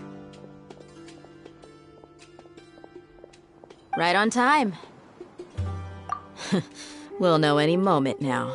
Paimon's been wondering. You seem to know Candace pretty well. Have you been friends for a long time? We've known each other for some time now. She's a pretty interesting person. Even though she's an extremely strong warrior, she never misuses her powers against others. Oh, Paimon knows what you mean. Like a lot of martial artists say, never take the fight outside the ring.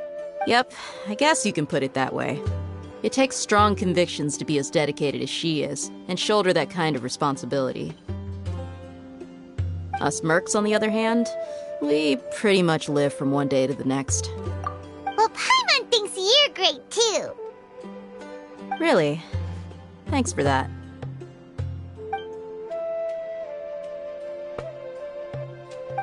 Oh, Sino's here, and he's pretty early too. Yes, I was here yesterday to help out a little. To help out? By doing what? Sharing some interrogation techniques. Oh, you mean you taught Candace some more persuasive methods? Right.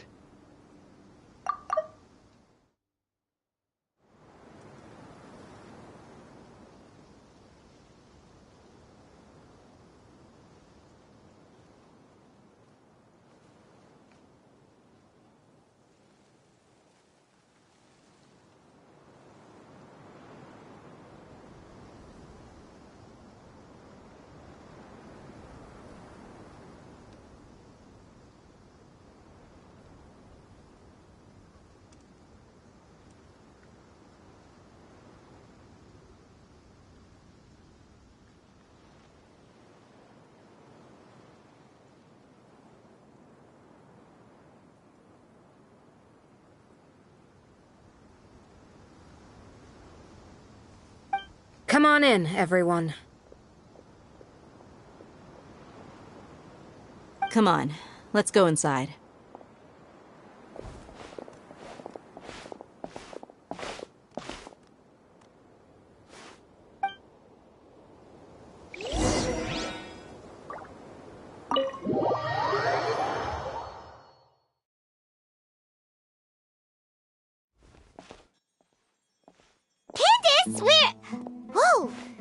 look furious. Do I? Huh. What gave it away? Oh, there's no mask that can hide true bloodlust. Cover up your eyes, and it'll still show itself at the corners of your mouth. Perhaps I need to work on my composure.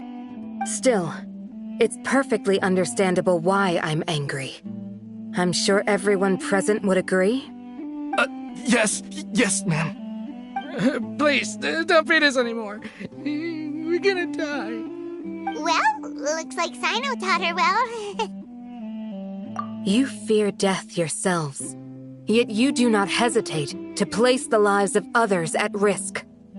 The absurdity is mind-boggling. The ones you call mad scholars are known to us as the village keepers. They are vital members of our community, and some even count them as family. You come here to my village and treat my people as nothing more than stepping stones towards your goal. Tell me, what would you do in my position? Mercy! Please have mercy! You've made your bed. We may both be desert dwellers, but there is one thing I understand better than you. The resurrection of King Deshret will only result in war. And war serves no one. The people of Aru Village care little about which god is in power. Life may be tough and tiring, but we wish to preserve our way of life. A war would only cause us to lose all that we have. And that is not a responsibility that you can afford to shoulder. We understand. We're sorry. I'll tell you everything I know. Please, just let us go. I'm listening. You might not believe this, but it wasn't us who came up with this idea. Someone was spreading rumors in the tavern. That's how we ended up hearing about King Deshret's resurrection. Some mystery man told us that mad scholars will make the perfect sacrifice to usher in King Deshret's resurrection. They give their lives, and we can get anything we wish for. They're called village keepers. Slip up again, and you'll regret it. Yes, sorry.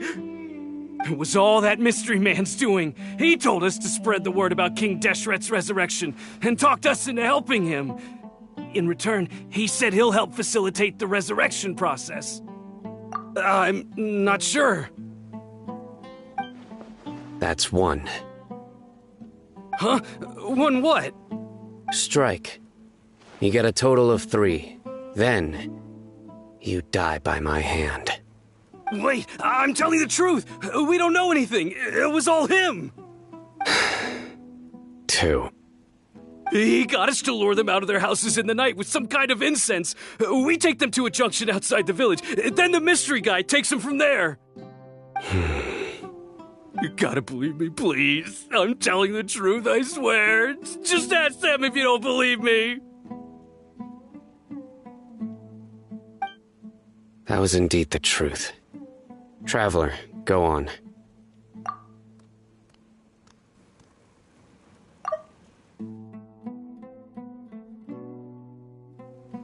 You have to believe me. If I knew that, I would have told you his name right away. I'm not risking another beating to keep his secrets. No way. That guy, he wears a cloak, and he's always careful to cover his face. He calls himself King Deshret's envoy. I believe I may know what's going on.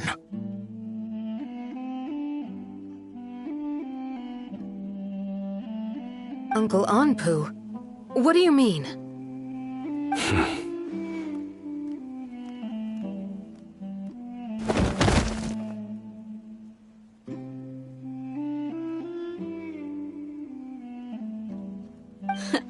Smooth.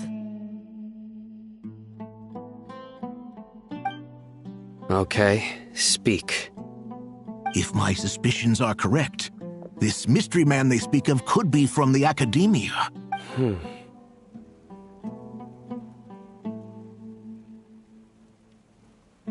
Some time ago, people from the academia attempted to take the village keepers away. I refused, insisting that they are part of our community.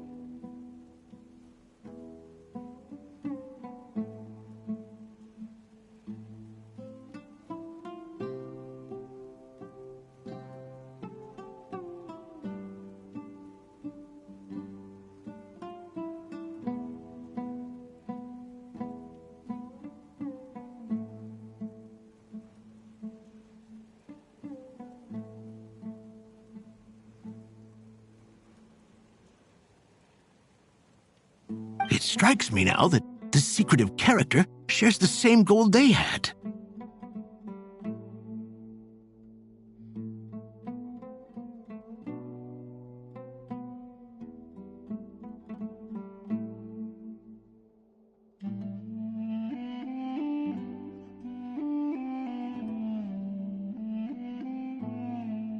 Which means it's highly likely that the Academia was purposely spreading a false rumor to trick the radicals into delivering the village keepers right into their hands. They were the ones who brought them here to begin with. Now they're trying to take them back? We aren't gonna let that happen. Not the Academia again.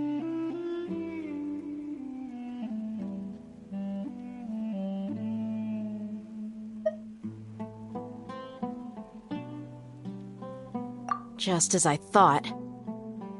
But what could they want with the village keepers? People are nothing but tools in the eyes of the Academia. A change in their plans likely means they found another way to exploit the scholars.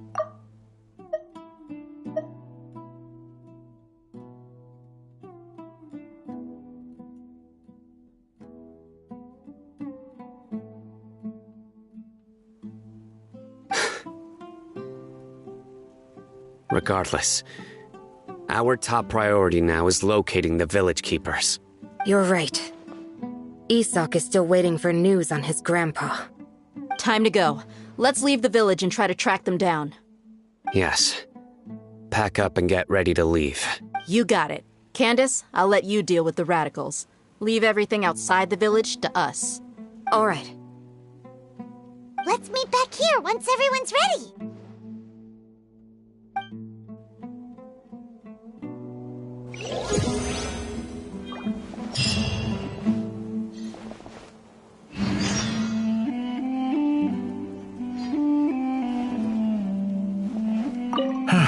I just hope everyone's all right. You look worried. Thinking about the village keepers? Yes. I'd look for them myself if I could. As members of our village, each one of them is very important to me. You have a strong sense of belonging here. I guess I'm the opposite. Mercs are stray dogs, wherever they go. Dia, don't say that. You can be a part of this community too. Thanks. I'll let you know when I feel like joining. What scheme is the Academia brewing now?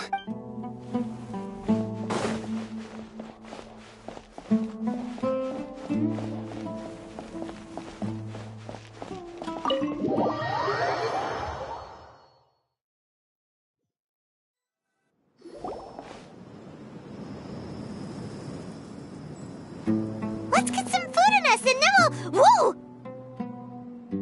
Where did you come from?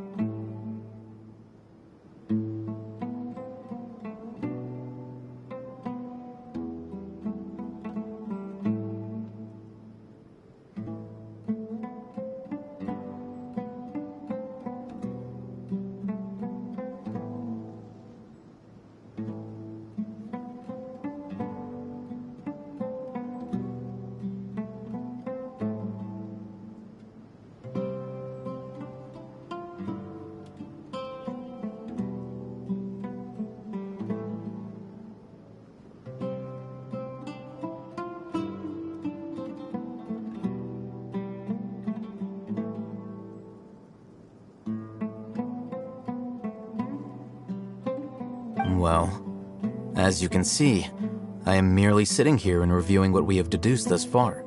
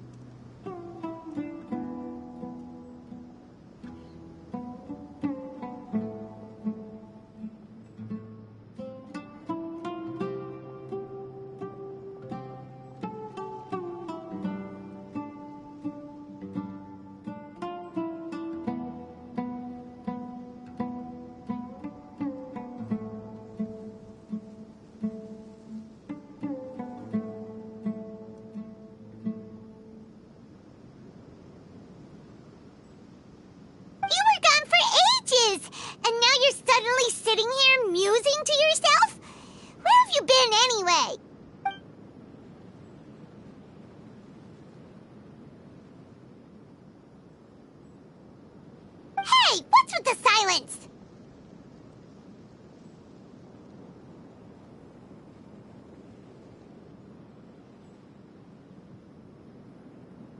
You never think things through before asking questions.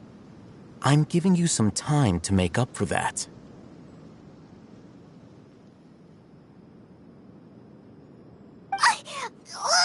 Paimon's so mad! Paimon's gonna give you an ugly nickname! Never mind! Paimon's got nothing. There's just nothing super obvious to pick with this guy. It makes it so hard. Well, you've heard nothing to suggest I left this whole time. So clearly, I stayed in the village to investigate. Anyway, you plan to leave Aru Village and keep searching for the truth of this matter, yes? Yep. We're not gonna find out anything more by staying here, so we thought that we might as well take the search elsewhere.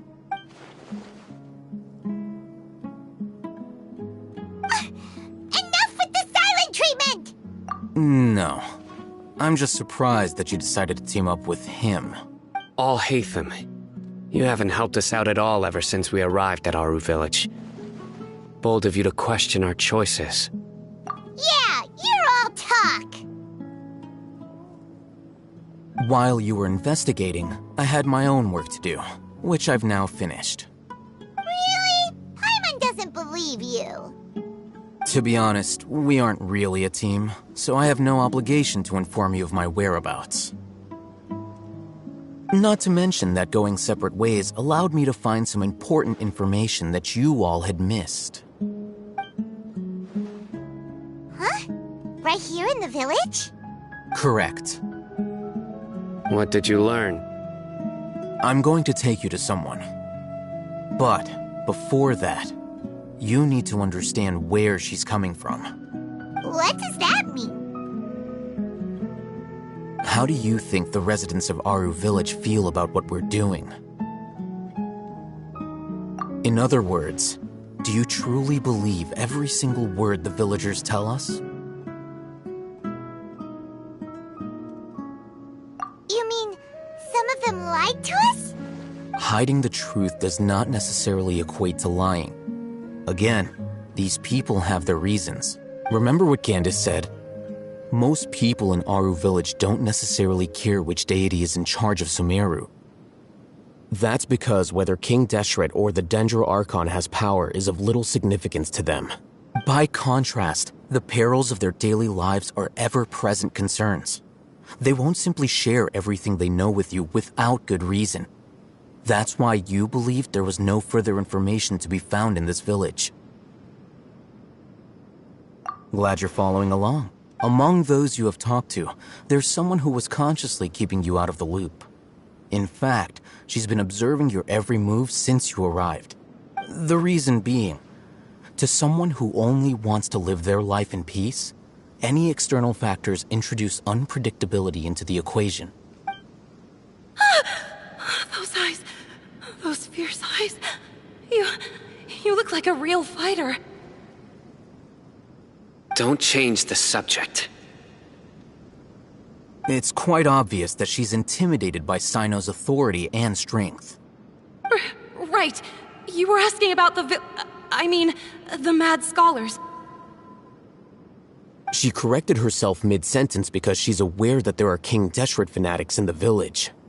If she sounds too friendly towards the village keepers, she could easily make herself the radicals' next target.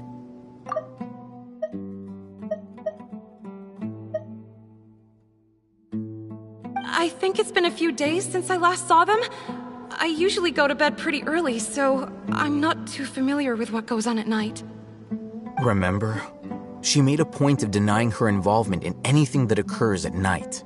But honestly, I feel quite sympathetic towards them. Even though they act a little strange, they've helped me in the past. If it weren't for them, my house would have collapsed long ago. After speaking to the village chief, it became clear that the village keepers had protected Aru Village at night.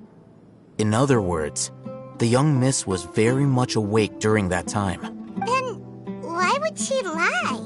By getting involved with an outsider, she risks drawing unwanted attention to herself. As for why she might be so wary about all this, maybe you should ask her. I'll pass on this one. You said that she is afraid of me. If so, it's best if I stay out of this. We're on it!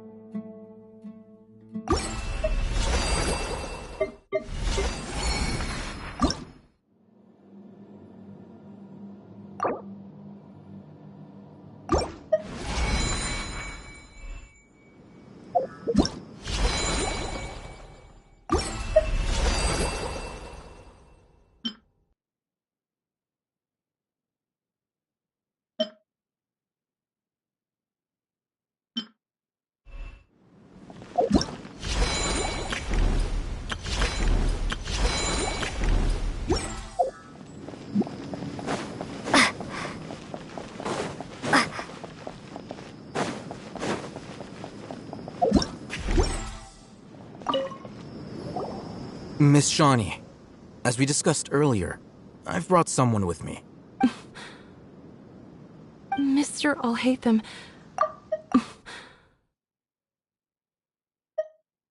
Mr. Alhaitham, I'm aware of where you stand, but how can I make sure that your friends think the same as you?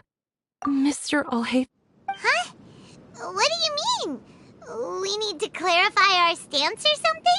Go ahead and talk to her. You'll get the answers you want. Go on. Earn her trust. Is it really that simple? May I call you Traveler? Hi, Traveler. I want to ask you something. Do you think the resurrection of King Deshret can truly change Sumeru for the better? Why's that? That's very similar to what Miss Candace says. I know you two are friends. That's why I'm willing to talk to you, even though I do have some reservations. Before, I wouldn't even have the courage to ask something like this. Traveler, do you believe our lives will get better? Yeah! We came here from another nation, so it isn't wrong of you to be weary. And we aren't really residents of any one nation. But even so, we've met lots of people from different places, and we've always fought for what we believed in. We have friends in Sumeru, and we want to help them. That's why we decided to stay here for a while. I want to trust you. My apologies for posing my questions like that. To be honest, I didn't expect you to come back for more information. Alhaitham told us you have your reasons. It's okay. We understand. The fact is that only one side of my family is desert folk. I don't really fit in anywhere in Sumeru. Some believe in the Dendro Archon, while others believe in King Deshret. I don't belong to either side, and neither side would want me. Speaking of which, the radicals mentioned that they despise traitors. Do they just think that anyone who's different from them is a traitor? Yeah. Some people can be so narrow-minded when it comes to bloodline and beliefs. It makes no difference what I say or how I behave. I'll always be suspected of having ulterior motives. Slowly, I just stopped talking to people. I pretended not to hear or see anything. All I want is to live my life in peace. And then it happened. The village keepers who had helped me disappeared with no explanation, and I didn't dare breathe a word about it to anyone. Until now. You can tell them. I'm sure she'll keep your secret. All right. I'll tell you what I told Alhaitham. I actually have a sharper sense of hearing than most. Sometimes, I hear strange crying sounds in the night. There are ghosts? Perhaps. I'm not sure. It's faint, but it's definitely the sound of crying. It comes from far away in the distance, and always carries very raw emotion. It used to be louder and more frequent, but ever since you arrived in the village, it doesn't seem to happen as often, and when it does, it's much quieter. I have to focus really hard to make it out. I confirmed this with the guards on night duty. They also have someone with a good ear, and he's heard similar sounds at night. But because we're in the middle of a desert, he would rather believe that they are the cries of beasts than ghosts. There's really nothing around these parts, except for an old hospital not far from the village. I think they used to use it for treating Elazar, but it's been abandoned for years. Yeah, let's go!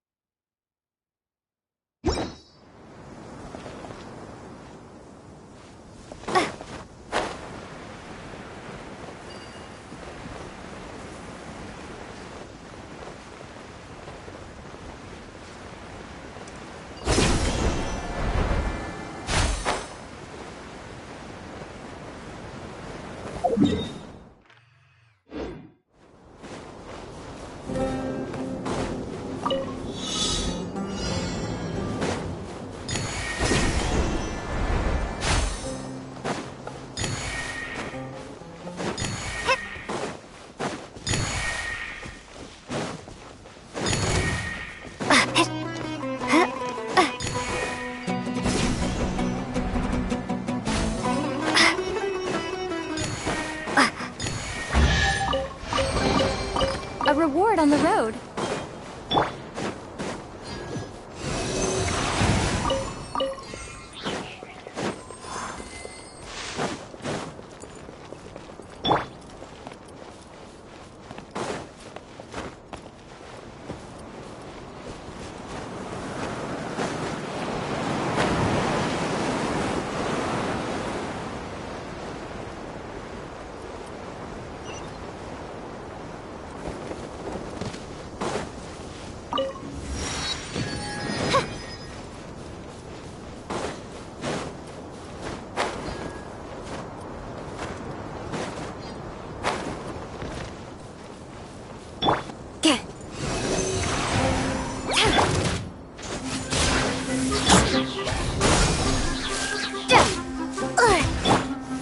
Reveal thyself! No rest for the wicked. Propagate! Germinate!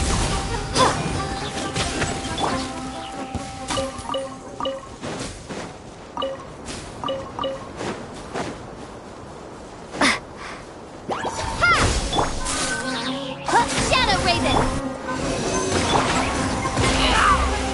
Get back!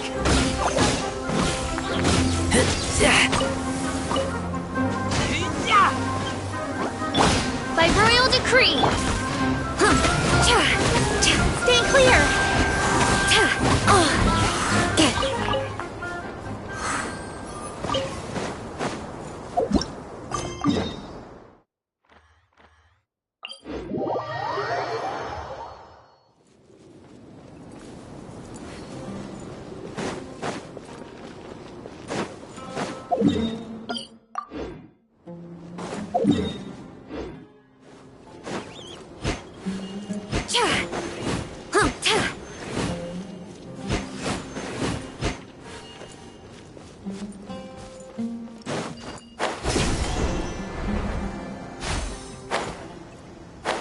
Sounds good to me. Ooh, is this the place? It's in terrible shape, and there's sand everywhere. Monsters, watch out!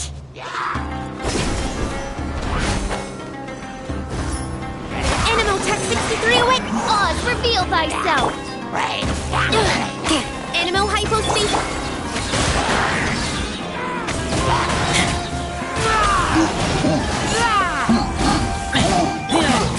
Phantasmagoria!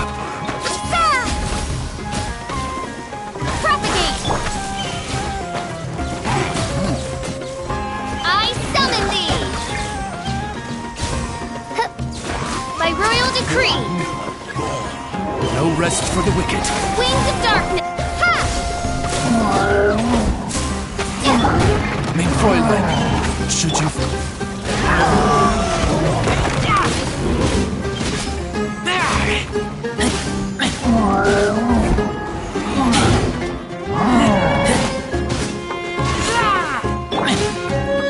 No rest for the wicked.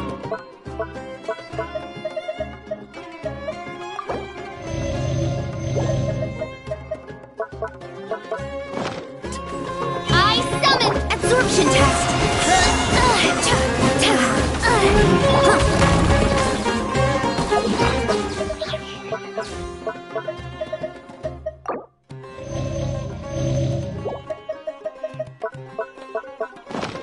Scatter! Spring forth! Shadow Raven! Swirl!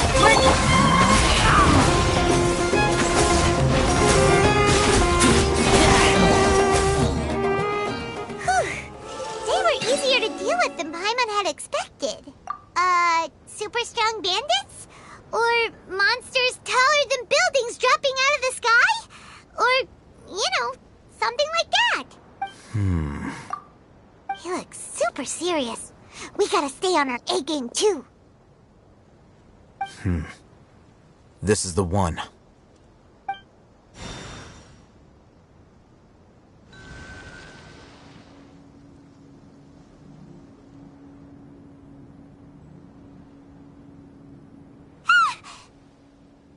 Let's go in and take a look.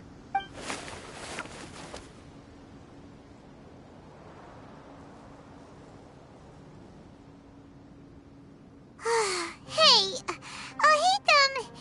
we haven't found squat. Are you sure we aren't wasting our time here?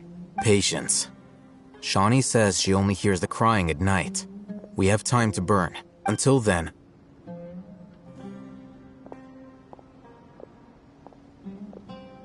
I'm taking a break. And just like that, he sits down. Wait, he even brought a book to read? What are you reading? Let Paimon see! Okay, sure. Huh? The natural position, which is the positional propensity of an entity in natural motion in contrast with an object in forced motion? Huh? When free from external influences, every entity displays the tendency to follow its natural trajectory? So, you got that? Oh, Paimon gives up. You keep reading your book. See ya! How is he so relaxed? Look at him, reading an impossible book in a creepy place like this. Hey! Paimon's your Teyvat travel guide. Paimon knows plenty of useful stuff already.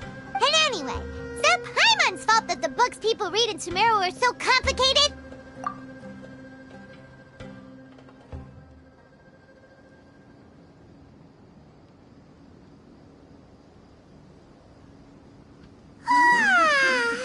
Paimon's getting so sleepy.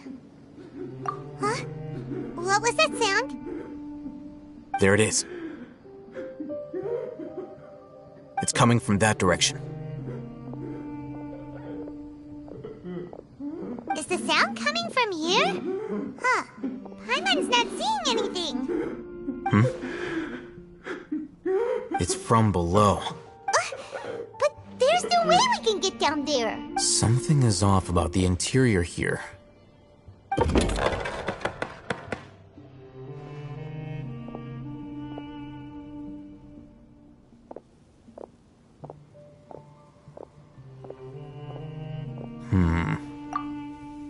As I thought, there's a hidden structure. Wow. It's like they tucked another hospital into this one.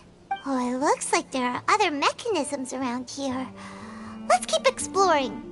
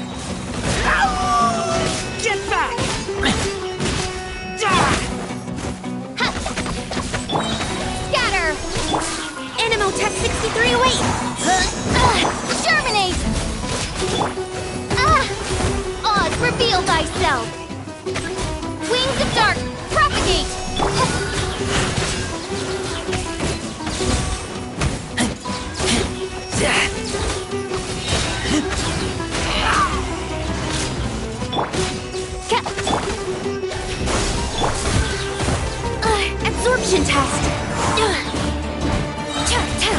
Animal hypostasis. By royal decree. No rest for the wicked. I summon thee. Scatter.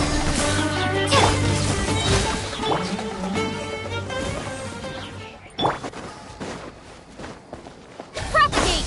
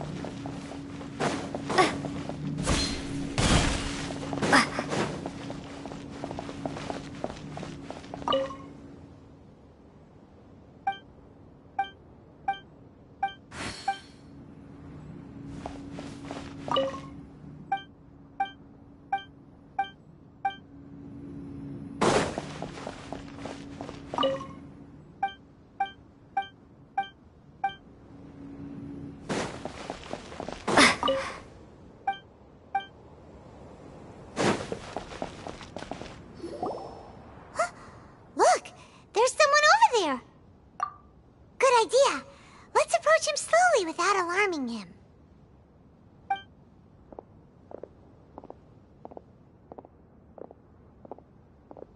Wait.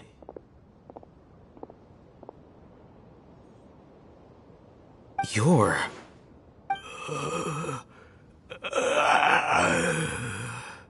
He can't speak, and his eyes are unfocused. But he looks too young to be anyone's grandfather. Also, why is he the only one here? Didn't expect to see him here. You know him? He's Razak, a senior of mine at the Academia. He's a scholar too? Is he the kind that holes up in a forest and mumbles stuff about training? No. And that's the problem. Razak was never involved in any of those things. He never trained in the forest, let alone reach Satyavada life. Leaving that question aside for the moment, him being here alone means that we might be too late. Looks like they've already taken everyone away. For whatever reason, they left Razak here. Perhaps they simply didn't have time to come back for him. There are drag marks on the ground. They're clearer by the doorway. Someone was forcefully drawing a cart that was loaded with something heavy.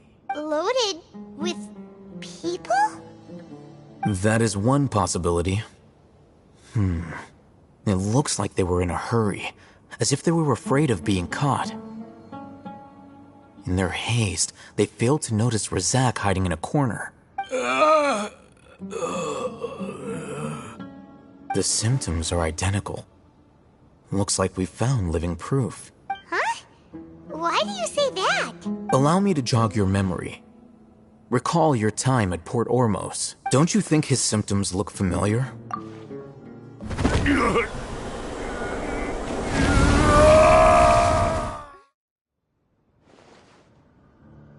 Oh, now that you mention it, they're acting the same way. Correct.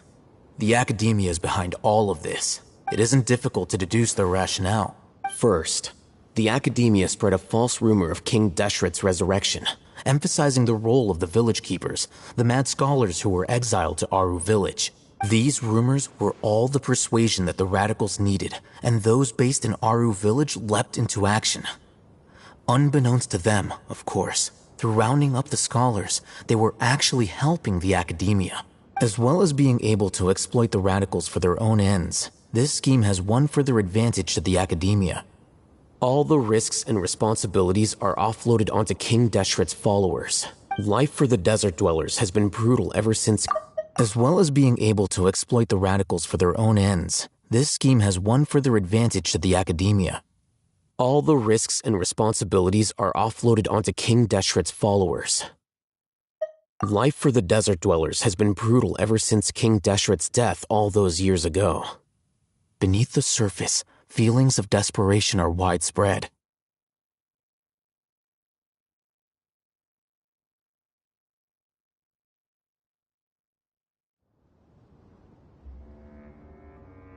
Many would give everything they have for the prospect of something better.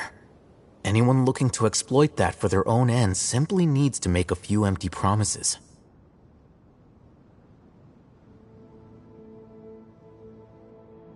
Even if complications arise, people will see that those involved are all followers of King Deshret and look for no further explanation than differences of belief. A deep-seated mistrust of the desert and everyone in it by the rest of Sumeru will make sure of that.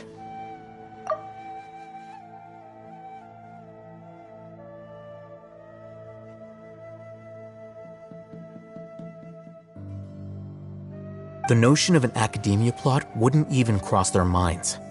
It may seem like a simple strategy, but it is able to work wonders under Sumeru's current circumstances. Oh, that makes a lot of sense. It's in line with the village chief's theory, too. But there's still one very important question. Wasn't it the Academia that brought the scholars to Aru village in the first place? Why does it want them back now? Throughout this process, one thing has changed. The scholars' identity. First, they were scholars. Then, they became lunatics. After that, they were exiles. And finally, they become missing persons.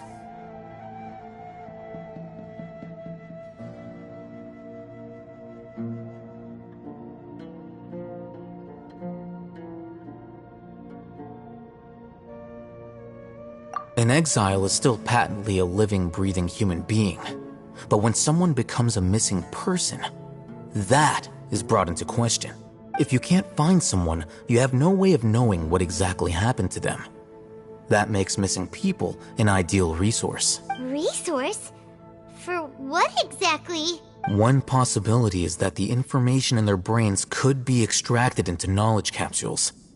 Extracted? You mean canned knowledge comes from people's brains? With the technology of the Sumeru Academia, it's entirely possible. Perhaps the process caused them great suffering, which is why they cry out in the dead of night when no one is watching them. So, the human brain... Nope, nah, Paimon doesn't want to think about this.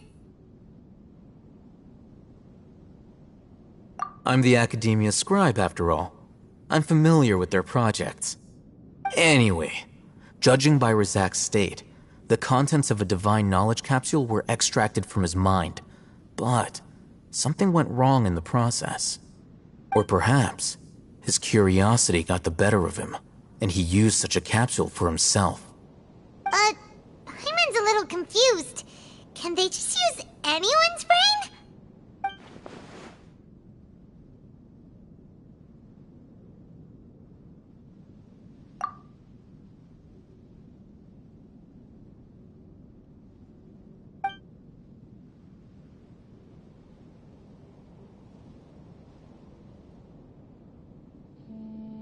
The look on your face tells me you've realized the answer.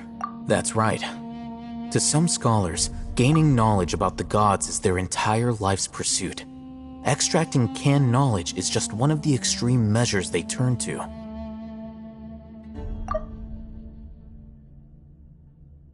However, I can't help but wonder, what do they seek to gain from divine knowledge? The academia is going out of their way to look for forbidden knowledge, but what is their ultimate goal? I've spent quite some time trying to analyze the contents of the divine knowledge capsule, but to no avail. It seems like my way of thinking is too different from theirs. You mean you're not even slightly interested in getting your hands on this forbidden stuff? All scholars seek to expand the horizons of knowledge, but I'm not particularly interested in gods, so I don't share their degree of zealotry. Extracting information from people as if they were lifeless objects? If this is the direction of academic progress, then the academia may as well shut its doors. Sounds like you're really against all this. Of course. The academia's actions run contrary to their rules. Whether it be academics or knowledge, everything has its boundaries. If those lines are crossed, the rules and order that govern everything in the world will be destroyed. This matter needs to be corrected, just like fixing a typo in a book. Wait, didn't you step in to help because you felt sympathy for those poor people? Not to be callous, but no. My criteria are a little more restrictive than that. There is no shortage of suffering in Sumeru, and the same can be said for the rest of Teyvat as well. What do you plan to do about that? Save every last person? Probably not. Paimon's not sure. You can say that. Simply put, I don't blindly place my faith into strength or heroism. I do what I want. The divine knowledge capsule is something I want to investigate in full. That doesn't mean I'm willing to take action for the sake of a few strangers.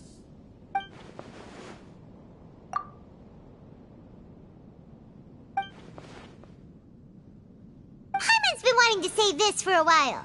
There are a lot of bad guys in the academia, but you're not one of them. You're their weirdo. You're probably right. Though I must say, I quite enjoy this feeling of being the odd one out. Uniqueness is also an asset, is it not? Wow, that's a great way to think about it. Paimon's really impressed. If only Miss Shani had a similar mindset, her life would definitely be a lot easier. I'm just a more likable person than her in general. There's nothing more to it than that.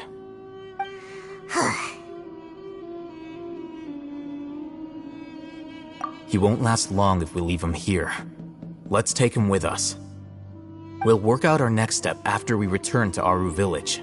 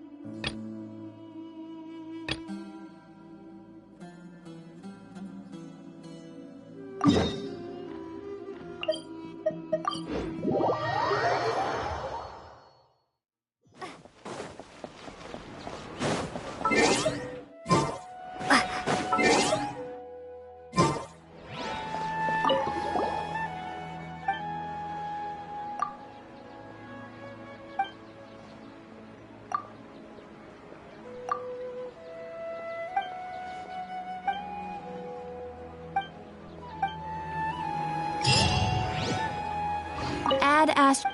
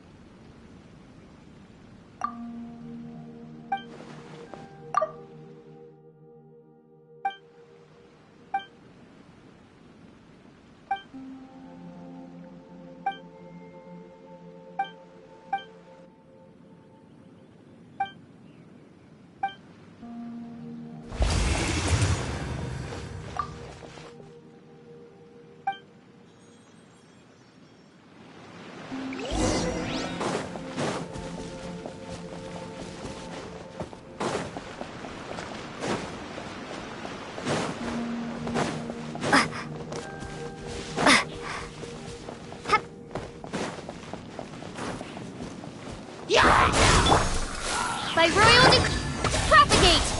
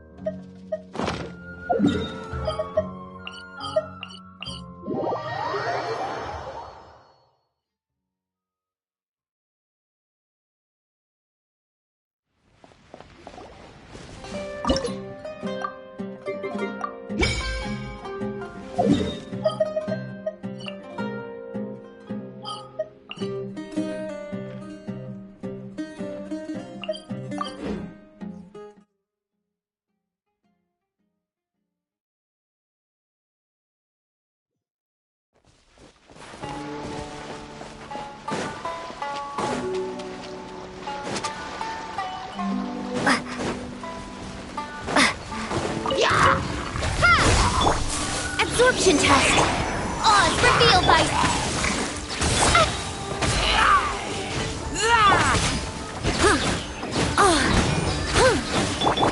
Germinate! Propagate! Swirl, Mark 2! Animotech 63...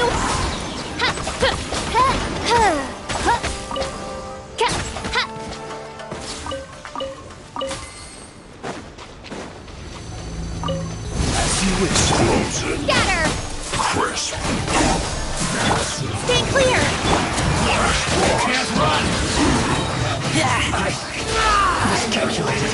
Irritable. By royal decree! The more... Absorption test! Animal hypothesia! Scatter! Midnight Phantasmagoria! Belongs to ice and snow.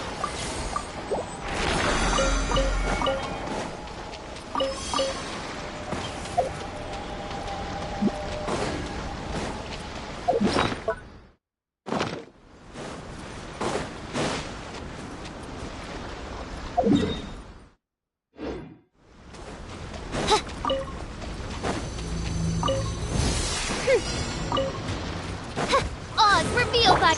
Germinate!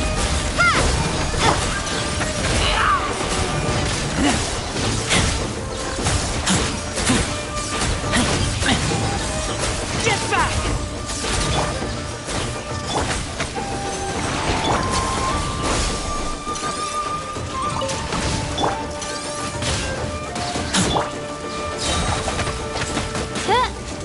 Shadow Raven! Propagate! Animotech 63 away!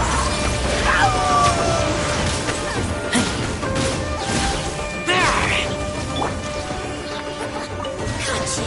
Enhanced Animo Module! Scatter! Stay clear!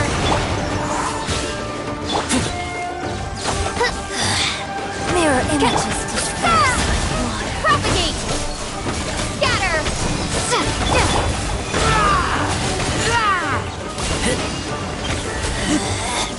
out of my sight. Midnight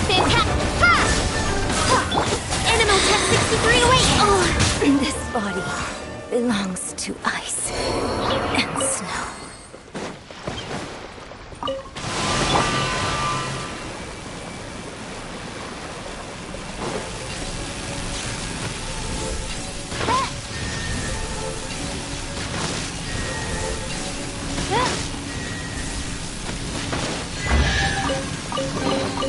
Destiny has brought me hither.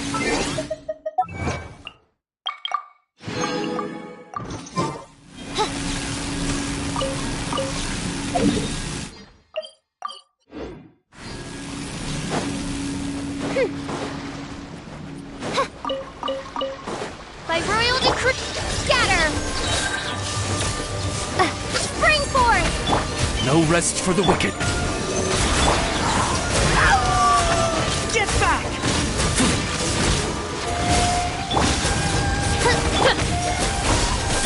Swirl, Mark 2!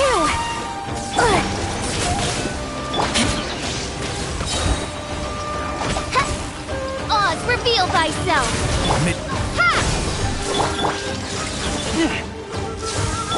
I summon thee!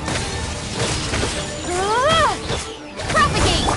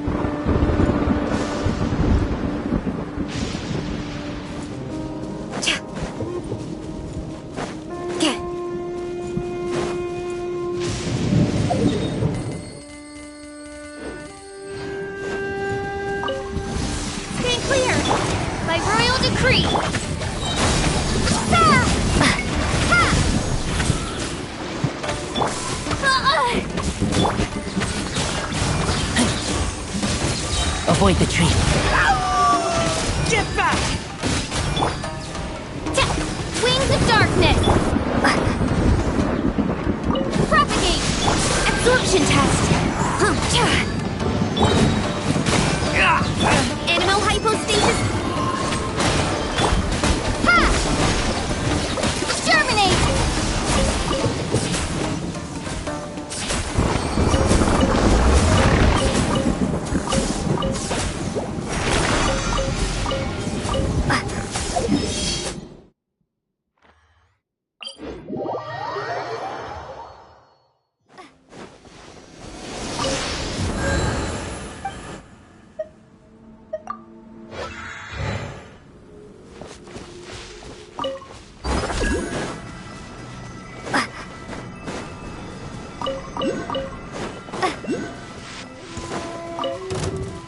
Let me try. Oz, reveal thy... Propagate! Stay clear!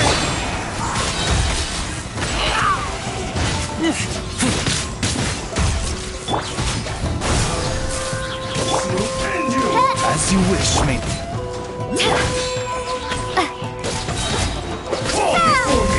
Scatter! Cut down. Fall before me.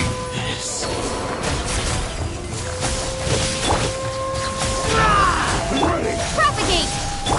By royal decree!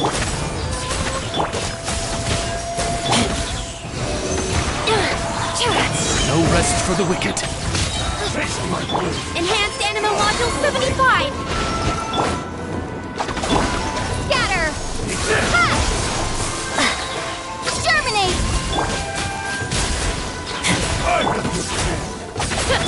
You win. Propagate! This battle.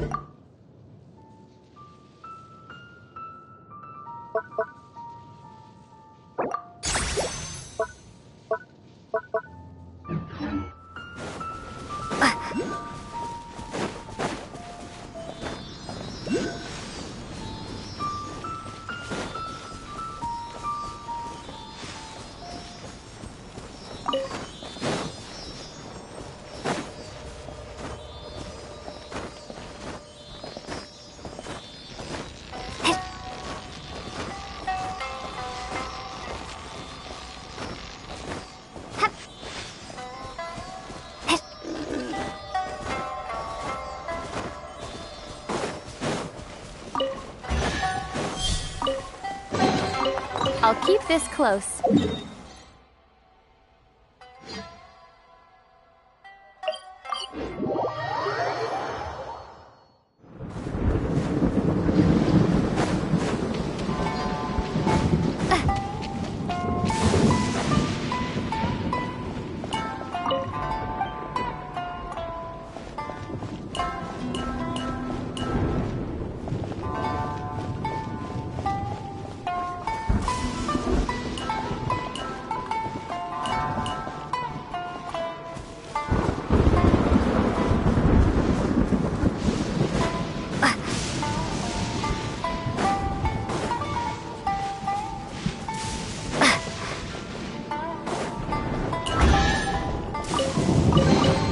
A reward on the road.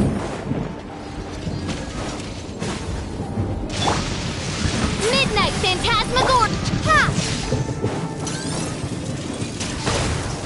Ha! Yeah! Duh!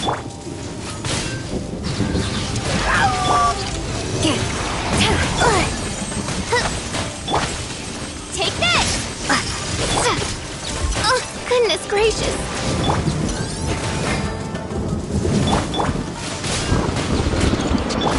Oz, reveal thyself! I summon thee! Midnight Phantasm. Animal Tech 63 away!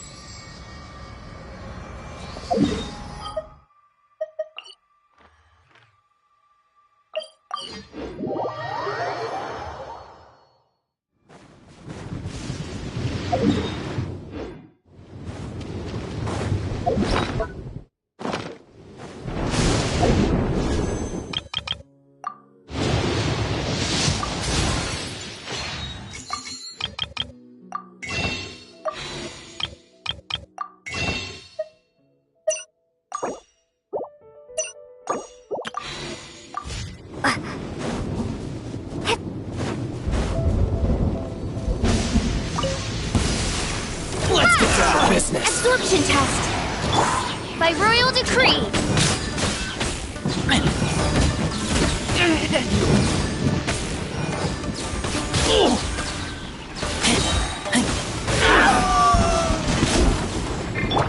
Swirl! Mark 2! Stay clear! Shadow Raven! Let night propagate!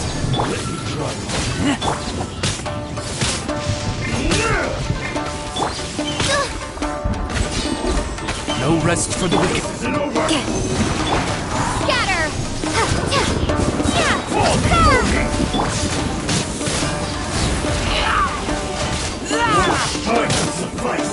Oz, reveal thyself! Midnight Phantasmagoria! Animal Tech 63, I summon thee! Propagate! Scatter! Cut down.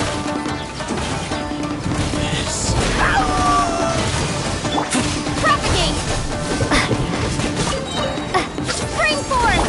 Enhanced Animal Module 75! Absorption test! My research has failed.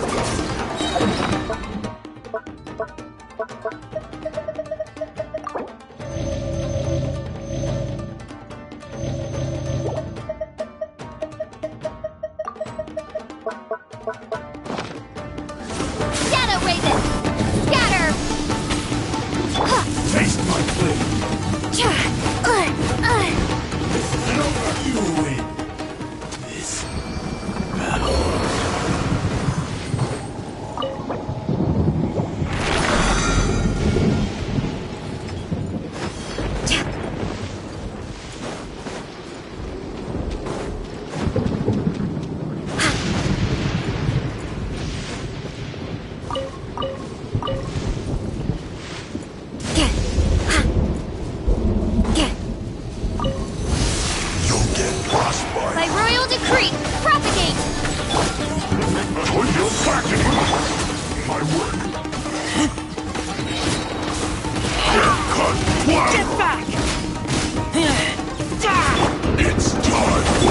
Scatter!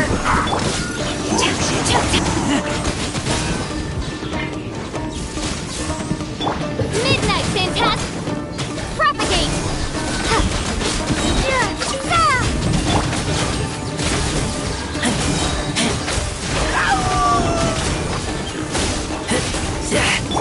Animal hypostasis emulation!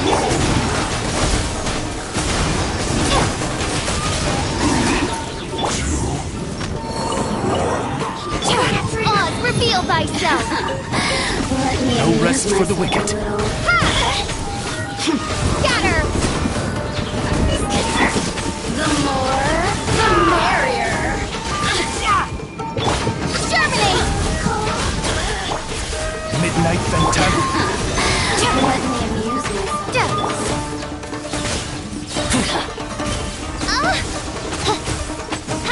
I summon thee! By royal decree! Propagate!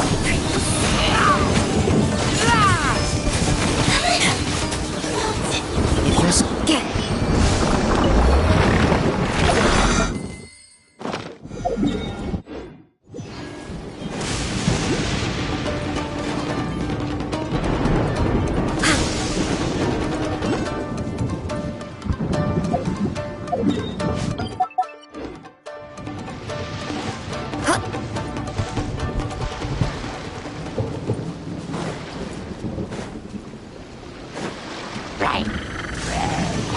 Enhanced Animal Module 75! Midnight Phantasma... Scatter! This isn't good. Time to work! No excuse for slacking! Time to fulfill my work! Finished! Oz, reveal thyself! Looks like I went too far. No rest for the wicked.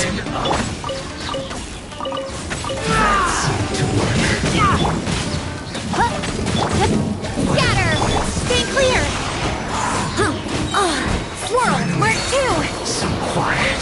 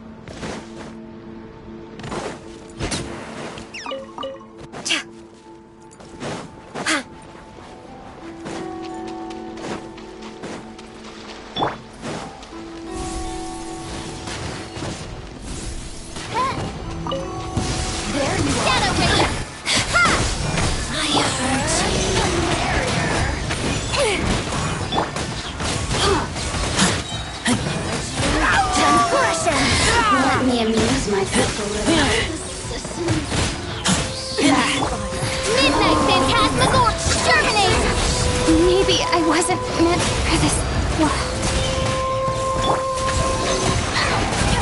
Enhanced Animal Module 75! Gone! Winter shall come.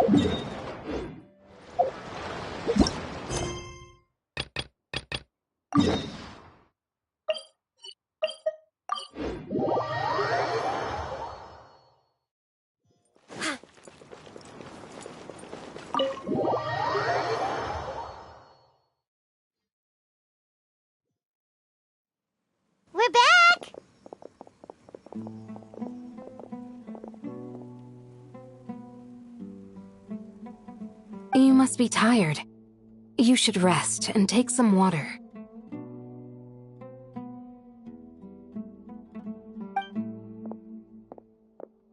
What's the situation?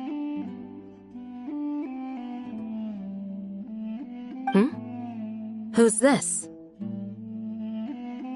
Unfortunately, somebody who's too young to take on the role of Isak's grandfather. Nevertheless, he's one of the people we're trying to find.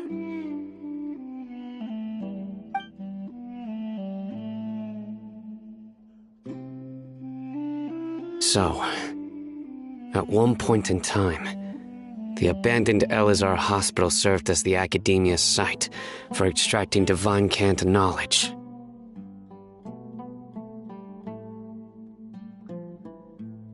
Yep, pretty much. Their plan must have been implemented at some point before we arrived at Aru Village, since divine cant knowledge has been in circulation for a while now. Yet, they fled once we were headed to the village, almost as if they knew we were on their trail. Why is that? Yeah, why is that? We may have a mole in our midst. One of us could be secretly revealing our whereabouts to the Academia. Huh? Are our friendships that shallow? Looks like none of you have realized wherein lies the issue. Sino, you're the reason why they can predict our movements. Wait, what's that supposed to mean? Choose your next words very carefully. It is simply a logical inference. I have my reasons. So what you're saying is... Sino's the mole. Interesting. And here I thought you were the most suspicious one, Alhaitham, since you were always acting alone. I know. You have a point. But I realized something as we were returning from the hospital. Sino isn't like any of us. What are you trying to say? Do you still remember who you are, General Mahamatra? As a Matra, you are no doubt privy to certain kinds of information. Before you can take action against someone, you are required to have all the facts available, including the less than savory details. Simply put, the Academia has traditionally allowed you access to a wealth of sensitive information. Knowing their modus operandi, wouldn't you expect them to take precautions against you? If you want to raise a vicious wolf, you need to make sure that you can avoid its bite. The Academia is monitoring me? It's not that simple. The Academia has eyes all over Sumeru, but they have a special protocol for dealing with you. Every so often comes a Nyagarbaha Day. On this day, the Academia enters new information into the Akasha through knowledge capsules. I remember seeing a thick notebook next to the control panel once. Its contents were all about the General Mahamatra, his activities throughout the day, preferred methods of enacting judgment, everything. You're saying that the Academia entered my information into the Akasha too? But what's the point in doing that? My actions aren't important enough to be added into the Akasha. The Akasha is capable of computation. The Akasha's algorithms are entirely capable of predicting your movements using the data entered. When you would depart, the route you would follow, your destination. It knew all of this. It predicted my every move.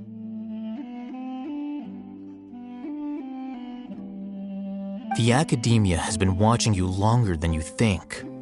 However, the fact that you resigned is proof that their suspicions were well-founded.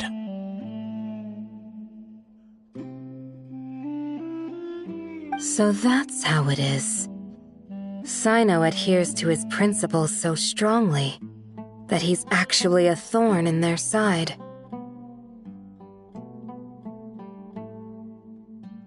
Tenacity of will and steadfast faith are worthless to the Academia. They need scholars who are easily pliable and mindlessly go after anything they can profit from. Sino, don't take it to heart. This just proves how much of a trustworthy ally you are.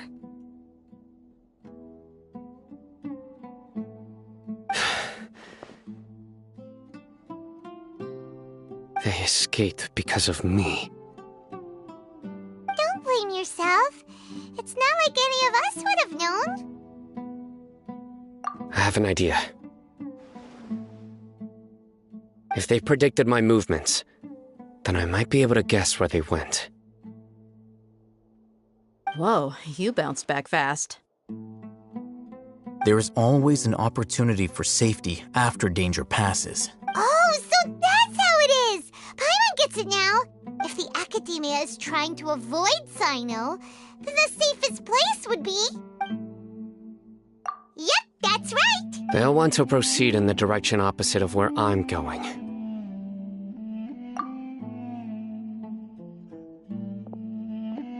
I must go. There's also something I want to investigate. Let's go, guys! After him! Please, wait! I want to go too! You want to go too? If so, you have to promise you'll stay safe. I want to find Grandpa. I promise I'll be careful and not cause any trouble. Everyone, I leave him in your hands. Yay! Let's go! Remember to pack some food with you! Paimon feels like we're missing someone, though.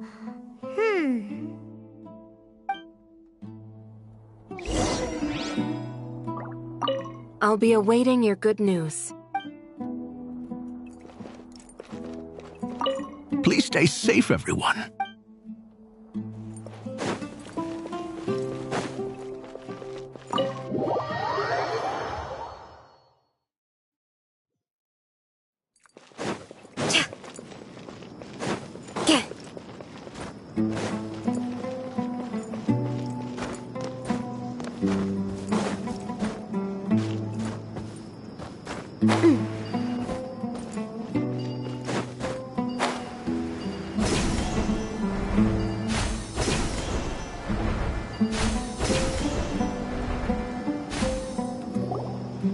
So, where do we go from here? Yes. After leaving the village, we should head straight toward the desert.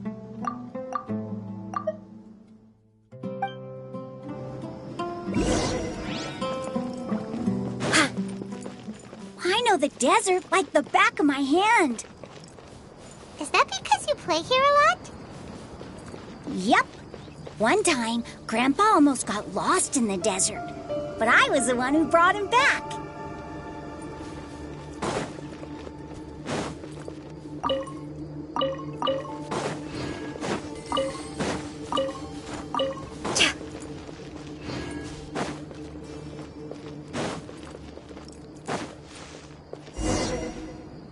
There's something here. What's this? It's buried in the sand.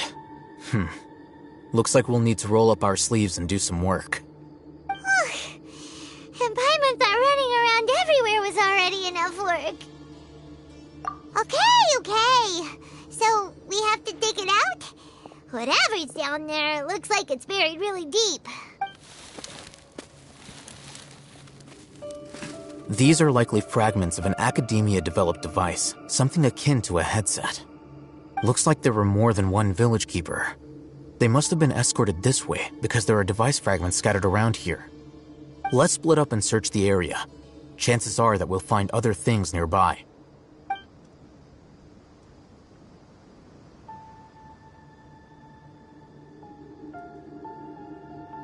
Is this what we're searching for? It looks kind of scary. This is definitely a device used to extract divine knowledge. How did it end up buried in the sand? That can't have been part of the plan. They must have been attacked along the way. Wait, what?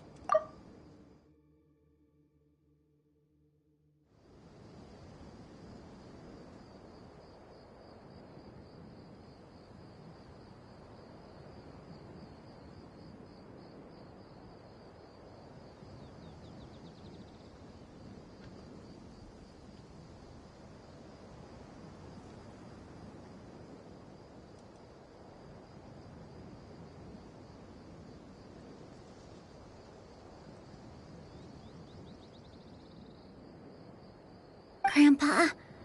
I hope you're okay.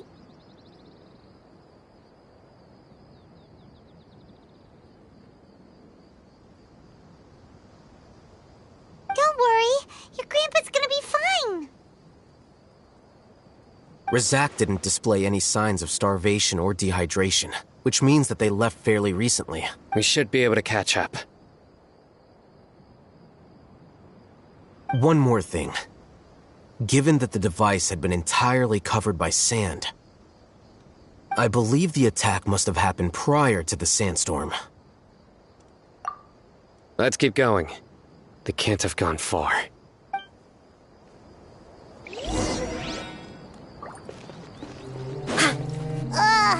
But running on sand is so tiring. But you're flying, aren't you, Paimon? Is flying over sand tiring too? Of course it is.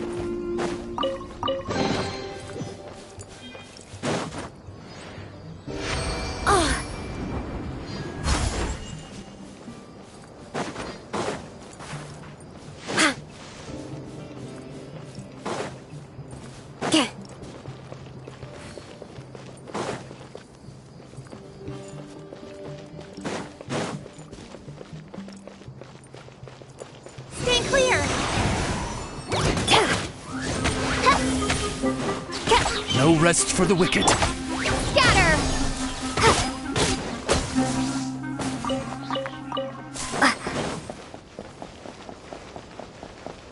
Voices, over there.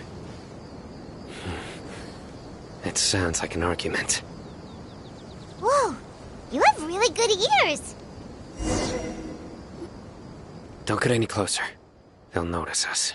Dia's talking with the Eremites? Very interesting. Let's listen in. If you had informed me sooner, there'd be plenty of room for us to... You're one of us. We would never lie. Scholars. You don't know as much as I do. Need me to... I knew it. That's our Dia. Dia? Why would you... Dia! Hey, what are you doing? Huh? Didn't you say you'd help me find Grandpa? Why are you on their side?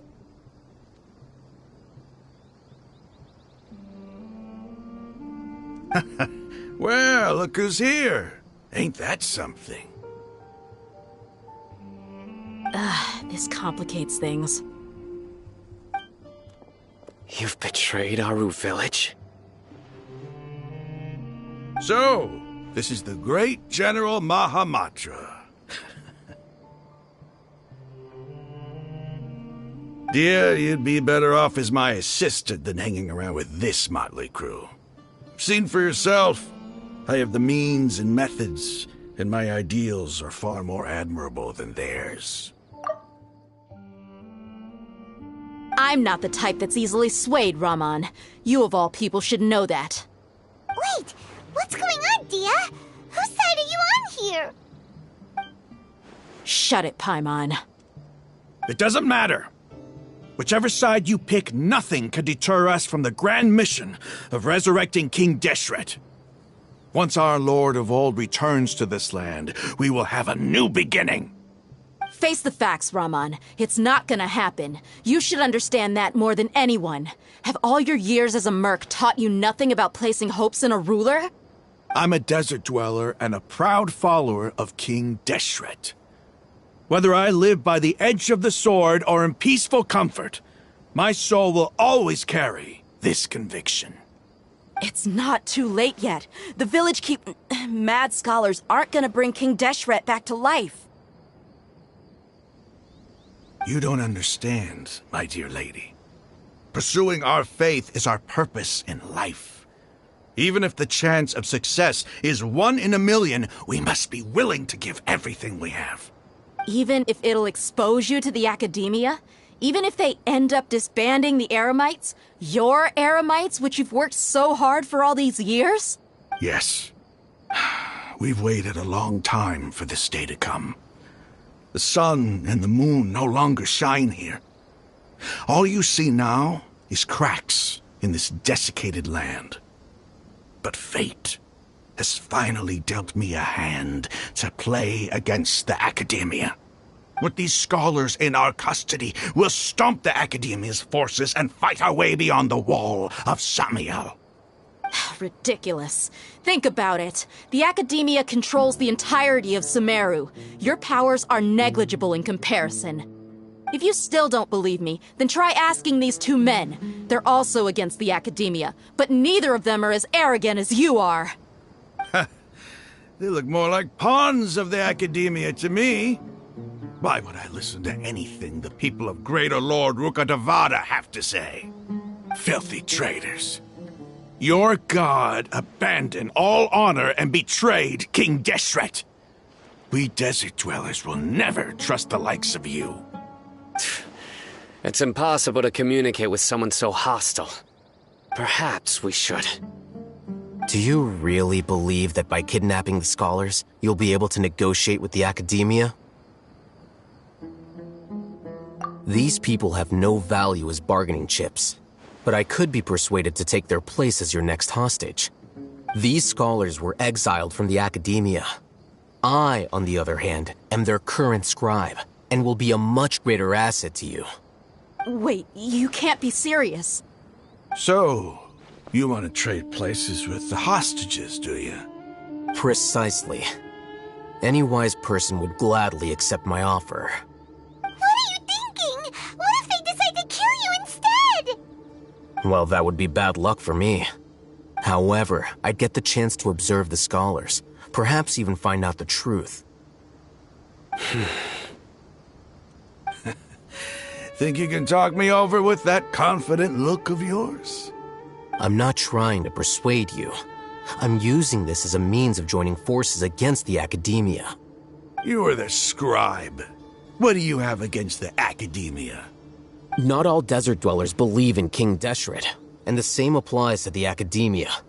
Why must all knowledge seekers approve of the academia's way of doing things? You academia scum. Every last one of you is nothing but a hypocrite, just like everyone else on the other side of that wall. I've made myself clear enough. I won't listen to another word from the Dendro Archon's people. Not so fast. I'll hate them. Do you stand by everything you just said? I never make empty promises. You know you're making a dangerous decision, right? I do. Good. Raman, hear me out. These people are my friends. Maybe you can't take the followers of the Dendro Archon at their word, but what about me? Do you trust me? We've known each other for years. Of course I do. In that case, I'm willing to vouch for their honesty with my right arm. Come on, Raman, don't be a coward. If you're serious about taking on the academia, you need to steel yourself. You can't be afraid.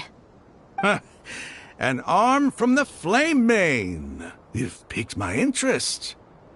But what if you refuse to oblige? What should I do then? No one's a fool here, Dia. We're mercs. And mercs don't tend to live long unless they have their wits about them. You're not wrong, but this is different. I promised my friends that we'd bring back the village keepers together. Let's do it right here, then. Give me your right arm as proof of your resolve. Don't listen to him! He's not even trying to negotiate! He just wants to make things more difficult! That's fine. Are you crazy? We came here to save lives. One arm for that many people is still a pretty good deal, if you ask me. Rahman, I'm holding up my end of the deal here. You'd better not let me down. Sure. Go ahead and cut off her right arm. No!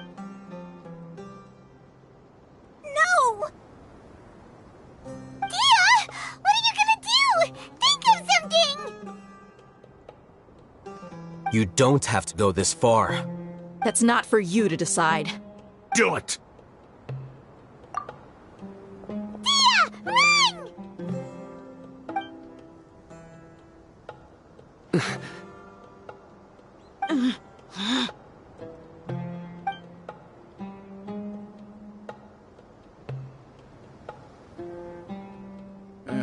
Stop! What's wrong? Can't do it? Flame Mane, you and I are both desert folk. Cutting off your arm is no different than cutting off my own fingers. Where's the sense in cutting my own kin to pieces? You've shown me that you're serious. Go on now, take your friends and leave. Meet me in the desert at noon tomorrow.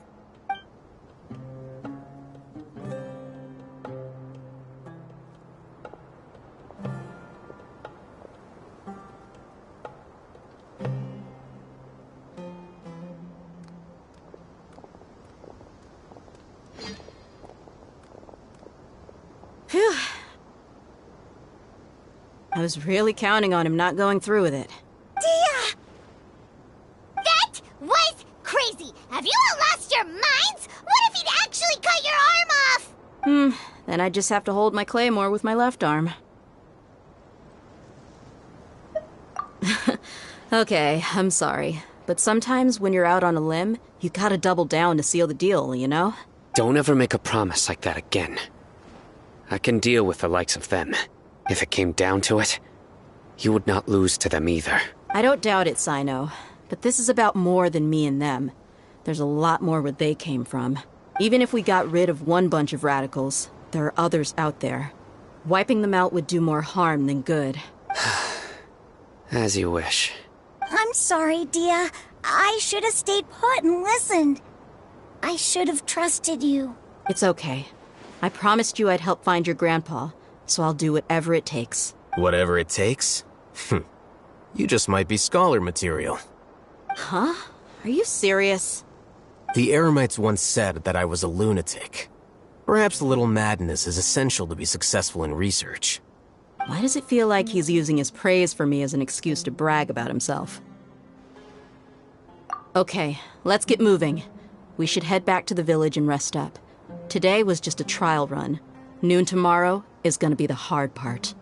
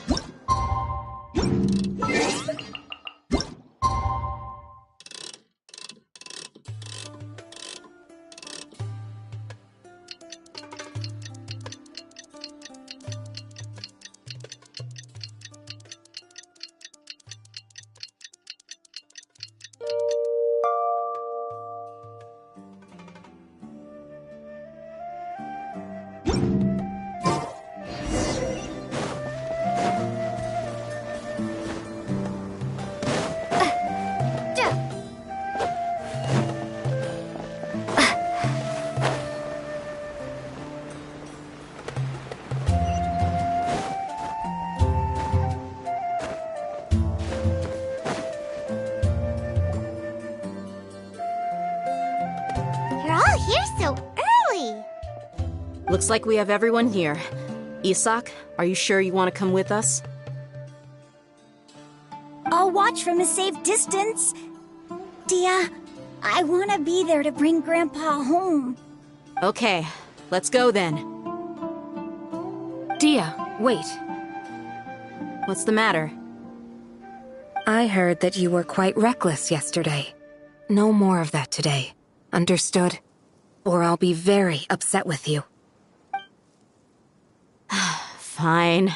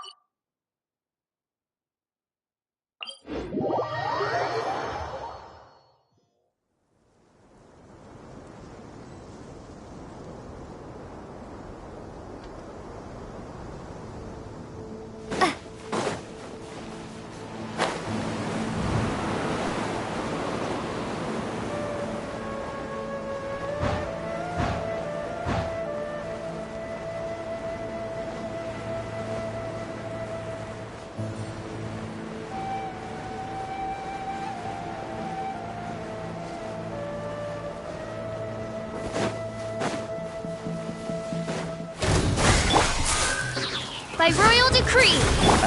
Absorption test! Get back!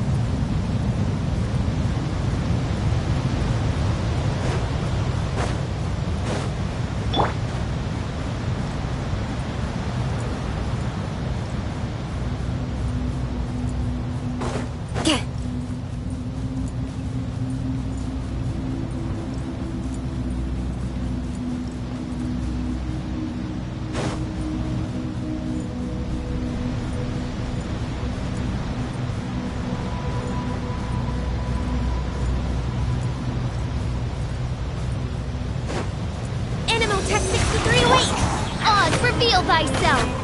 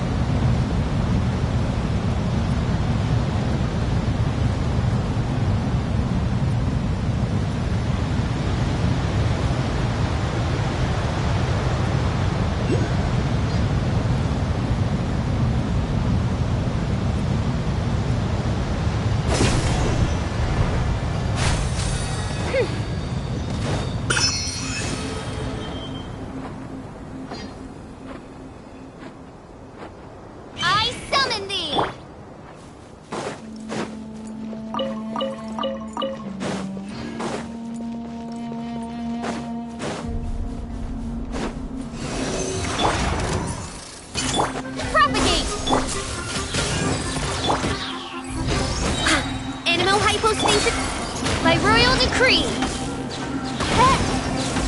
No rest for the... Scatter! Propagate! Spring forth!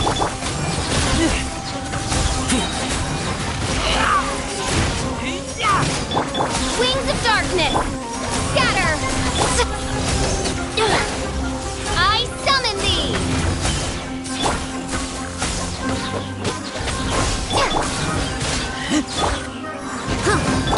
Odd, reveal thyself!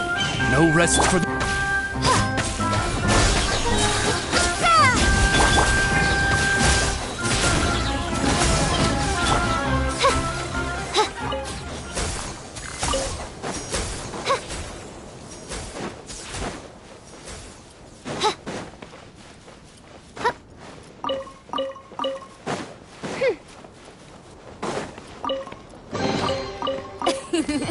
Cry out my illustrious name.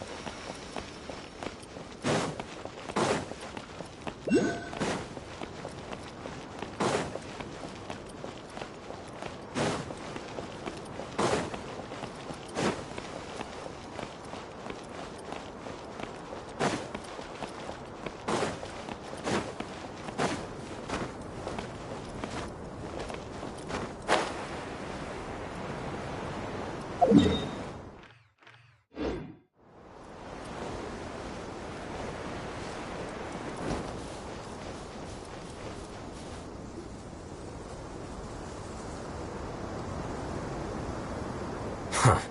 They got here before us. Uh-oh. Is it because Paimon overslept by 5 minutes and held everyone up? Is everything ready? Absolutely. Although, you brought fewer people than I imagined. Bring him over. Grandpa! Why is there only one of them? Raman, I've always thought of you as a man of his word. What's this about? It's a one-for-one exchange. Sounds fair, don't you think? And let me put it this way. Agreeing to any kind of deal with the Dendro Archon's people is already a huge compromise on my part. Don't you think you've asked enough?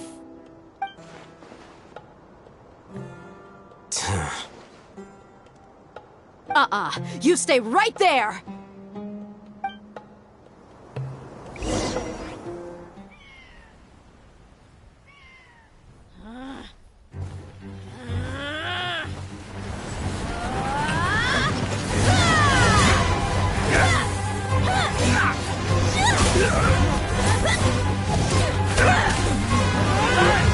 Wait, what do you think you're doing? Grandpa! Don't you see this blade here? You coward! Why are your hands shaking? Wait a second! It's a earthquake! Grandpa!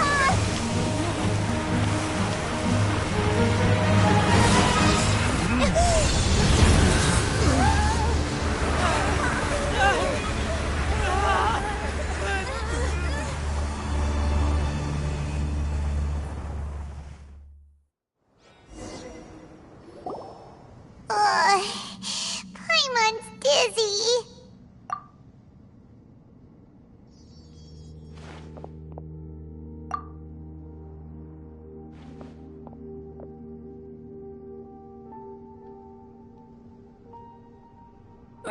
This day's going just great.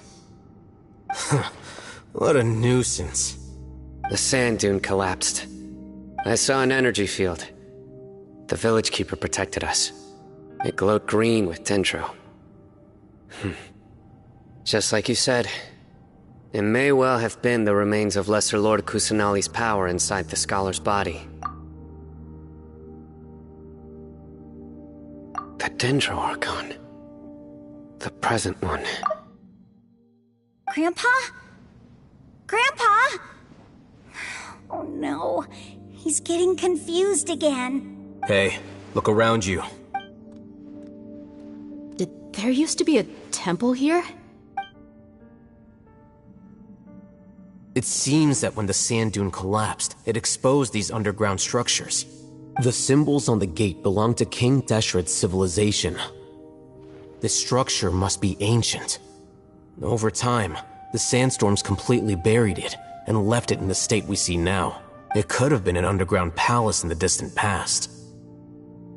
Oh, a miracle. Praise King Deshret! What's he doing here? And his men too? They must have fallen down here with us. Pretty lucky if you ask me. Most of them seem in really bad shape.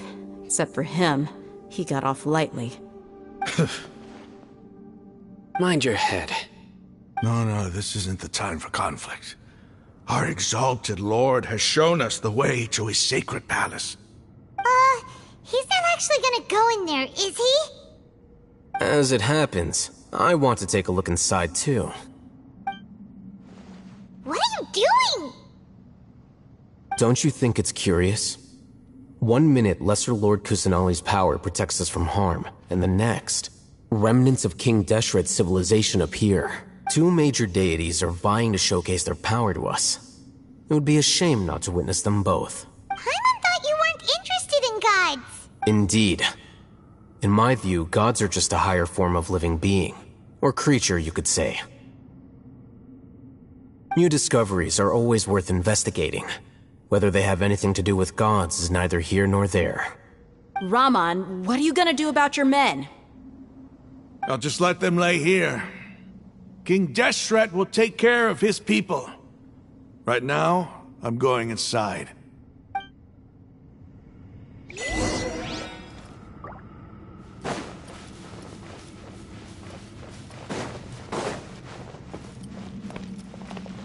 Grandpa? Grandpa? Oh no, he's getting confused again.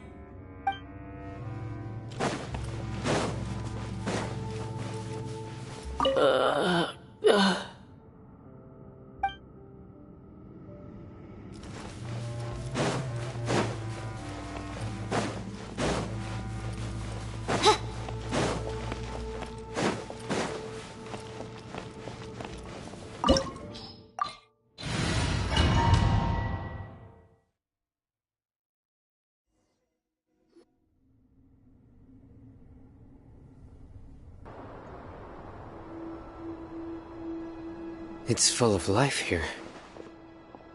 This defies comprehension.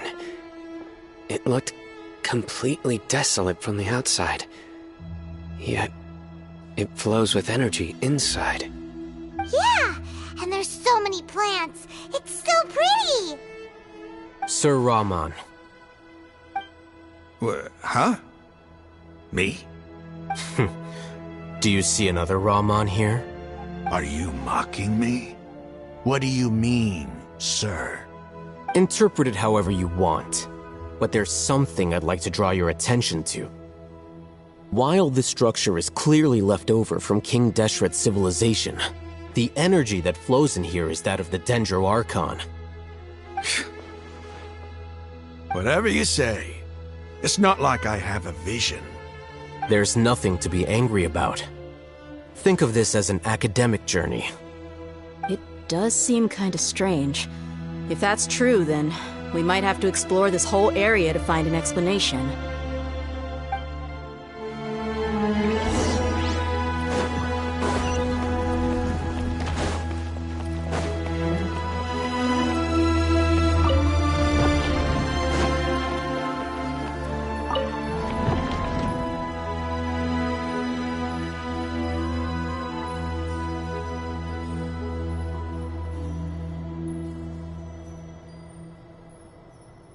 I created another universe and founded paradise. For I, Fischl, am the Prinzessin de Ver...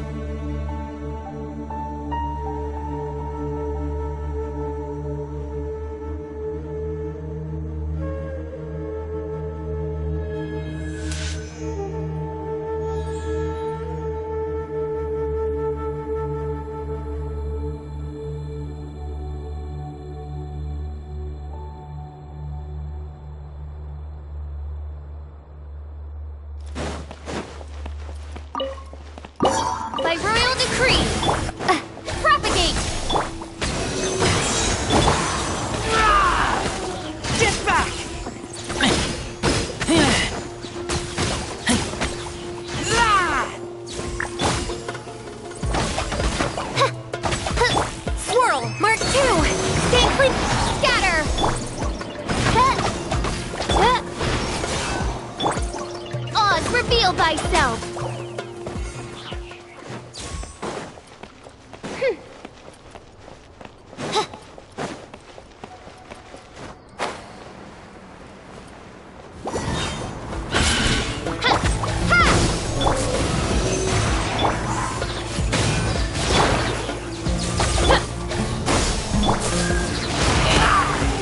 Get back!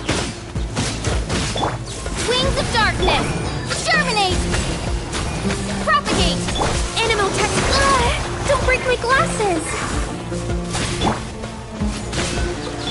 I summon thee! Ha! Scatter! Cha! Cha! Ha! Ha! No rest for the wicked.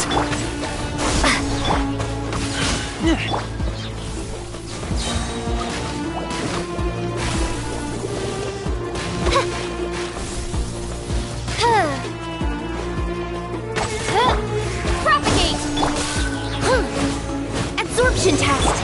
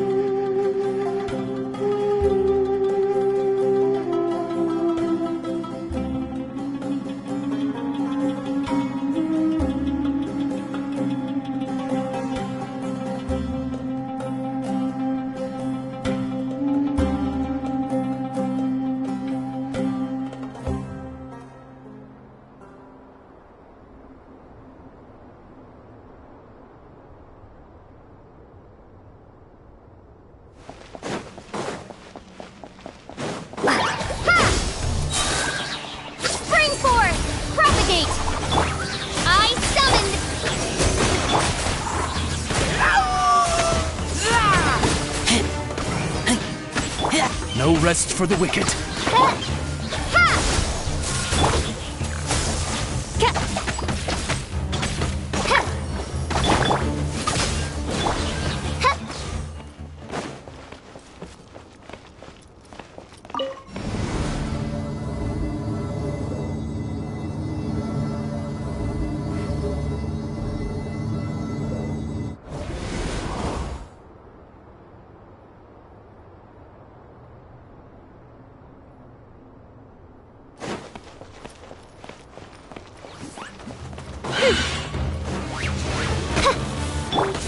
Stand clear!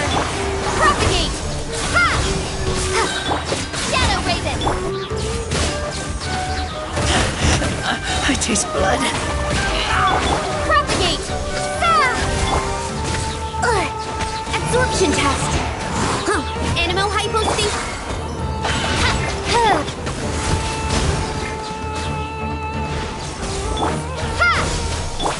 By royal decree, midnight then... Animotech 63.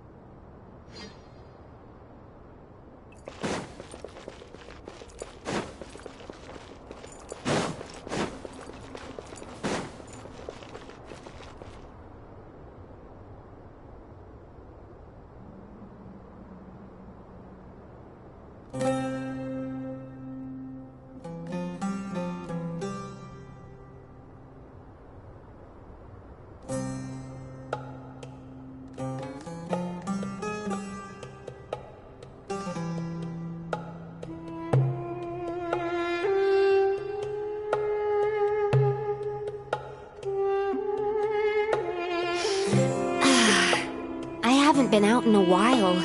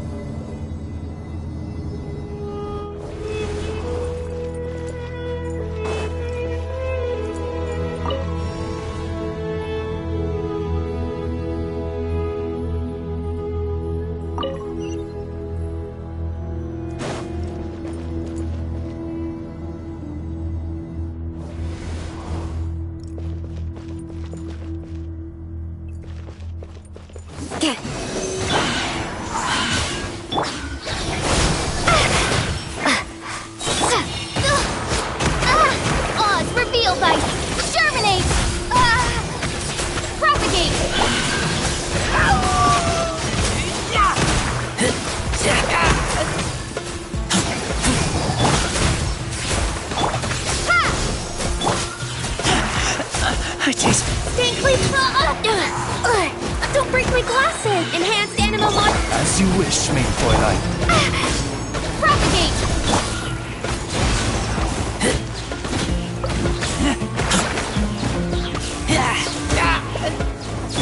By royal decree!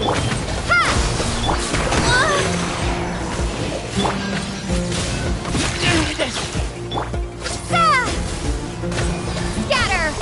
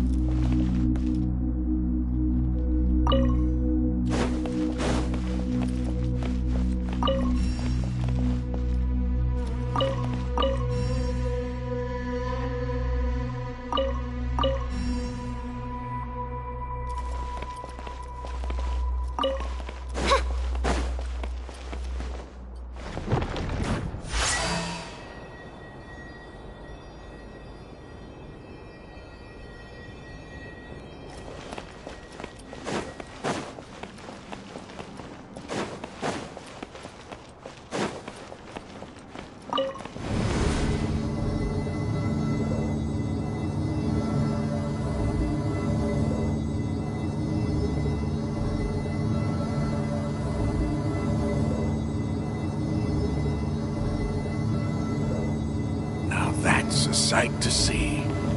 King Deshret's splendor surrounds us. There's so much vegetation here. It's different than what I expected. Sure are a lot of plants for a desert. That's what I call divine providence of King Deshret. I hear the voice of fate, speaking my name in humble supplication.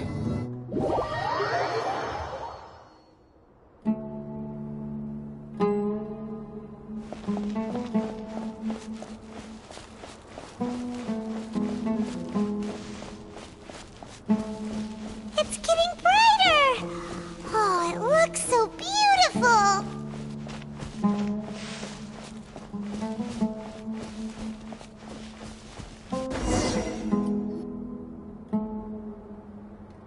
Wait. What's that? A load of flowers! And it looks like there's something among them.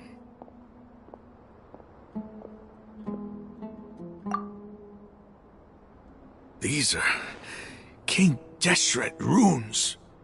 They left something behind. Yes. It's an elegy written in an ancient script. What does it say? Here lies our faithful priest Kasala. His wisdom is a miracle among the people, deserving of high praise and admiration. You can read ancient King Deshret script? Of course. Every student needs to master at least 20 languages before they graduate. He's not serious, right? There's still something off about this place. The elemental energy here is too concentrated. The scent of life. Is it trying to tell us something? Is this it? Analyzing.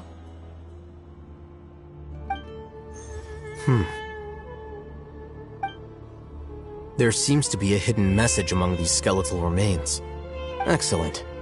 There's a device from King Deshret's civilization in this gravesite. I'll transmit the information over and project it for everyone to see. Isn't sharing knowledge against the Academia's rules? Yes. However, under the circumstances, I'd prefer you to see this for yourself. You'll understand after watching it.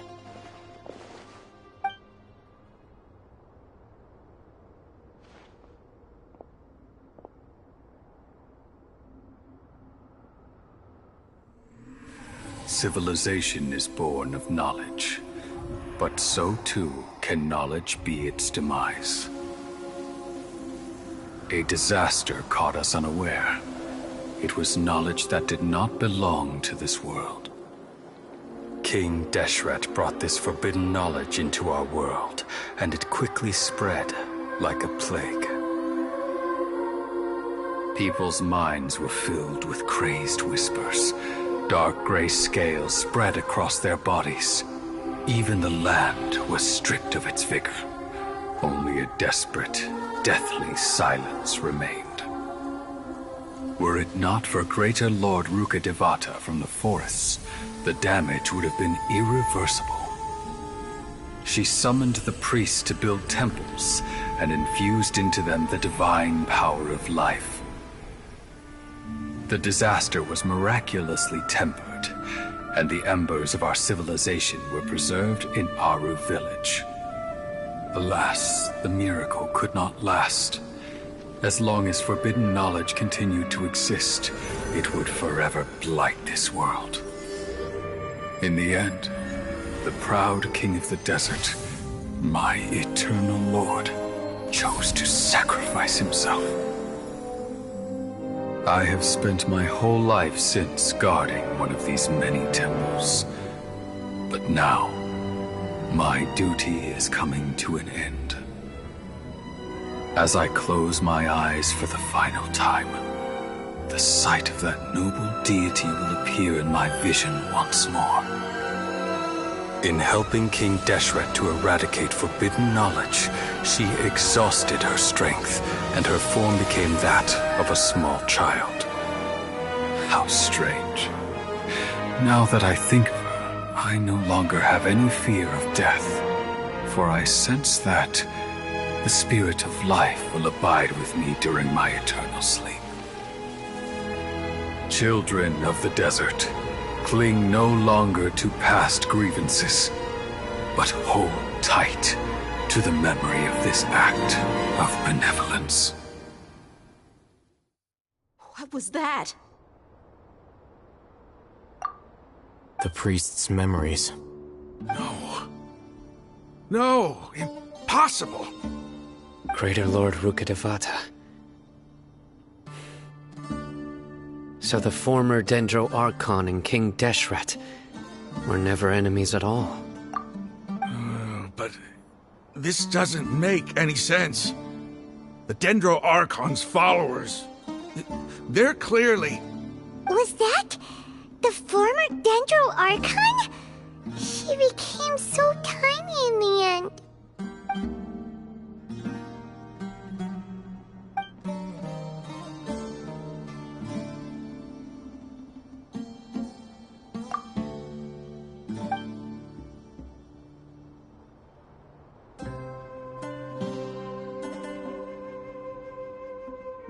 You might be distrustful of the Akasha, but there's no reason for you to doubt King Deshret's technology.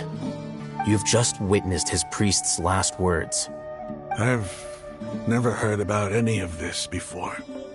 The surviving followers of King Deshret all gathered in Aru village. Our god did not make mistakes. We refuse to believe any of the rumors. King Deshret's death, the all but total annihilation of our civilization, it was all Greater Lord Rukkhadevata's doing. We saw her as nothing more than a traitor, who stabbed us in the back in our moment of crisis. Just like us humans. Fighting, feuding, double-crossing each other to survive in the desert. You were blinded by your prejudice.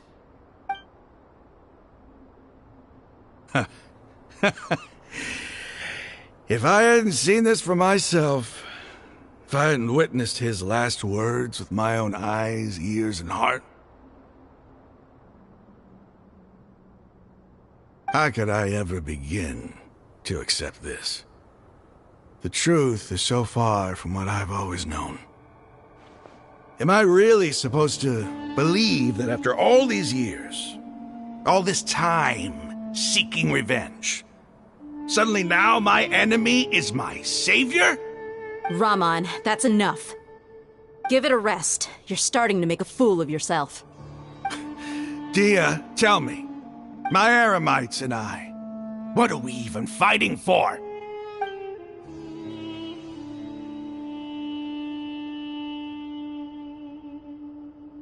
Hey, how you doing? I'll live. Thanks. I should probably go. Can't just stay here forever. What's your next move gonna be? Oh, I know what you're going to ask. I feel deeply ashamed of everything I've done. You'll get everything you're asking for. But please, give me some time. After everything that's happened here today, somehow I need to explain it to the others. It's not gonna be easy. Well, I guess that's for me to deal with. Dia, this is where our camp's located. Make a note of it. When would be a good time for us to go? Tomorrow. I'll convince everyone that we're all on the same side. And I'll return every last one of your your village keepers. We'll share our other resources with you, too.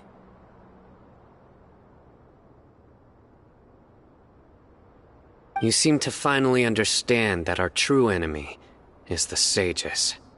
Yes. The gods never gave up on anyone. It's the people responsible for all this that need to face the consequences of their actions. That must have been rough, but he seems to have figured things out now. Raman's no fool. Being the leader of your own faction in the desert is no easy feat. It's too bad he was held back by his belief in King Deshret. But now that that's changed, I guess we have a few more people on our side.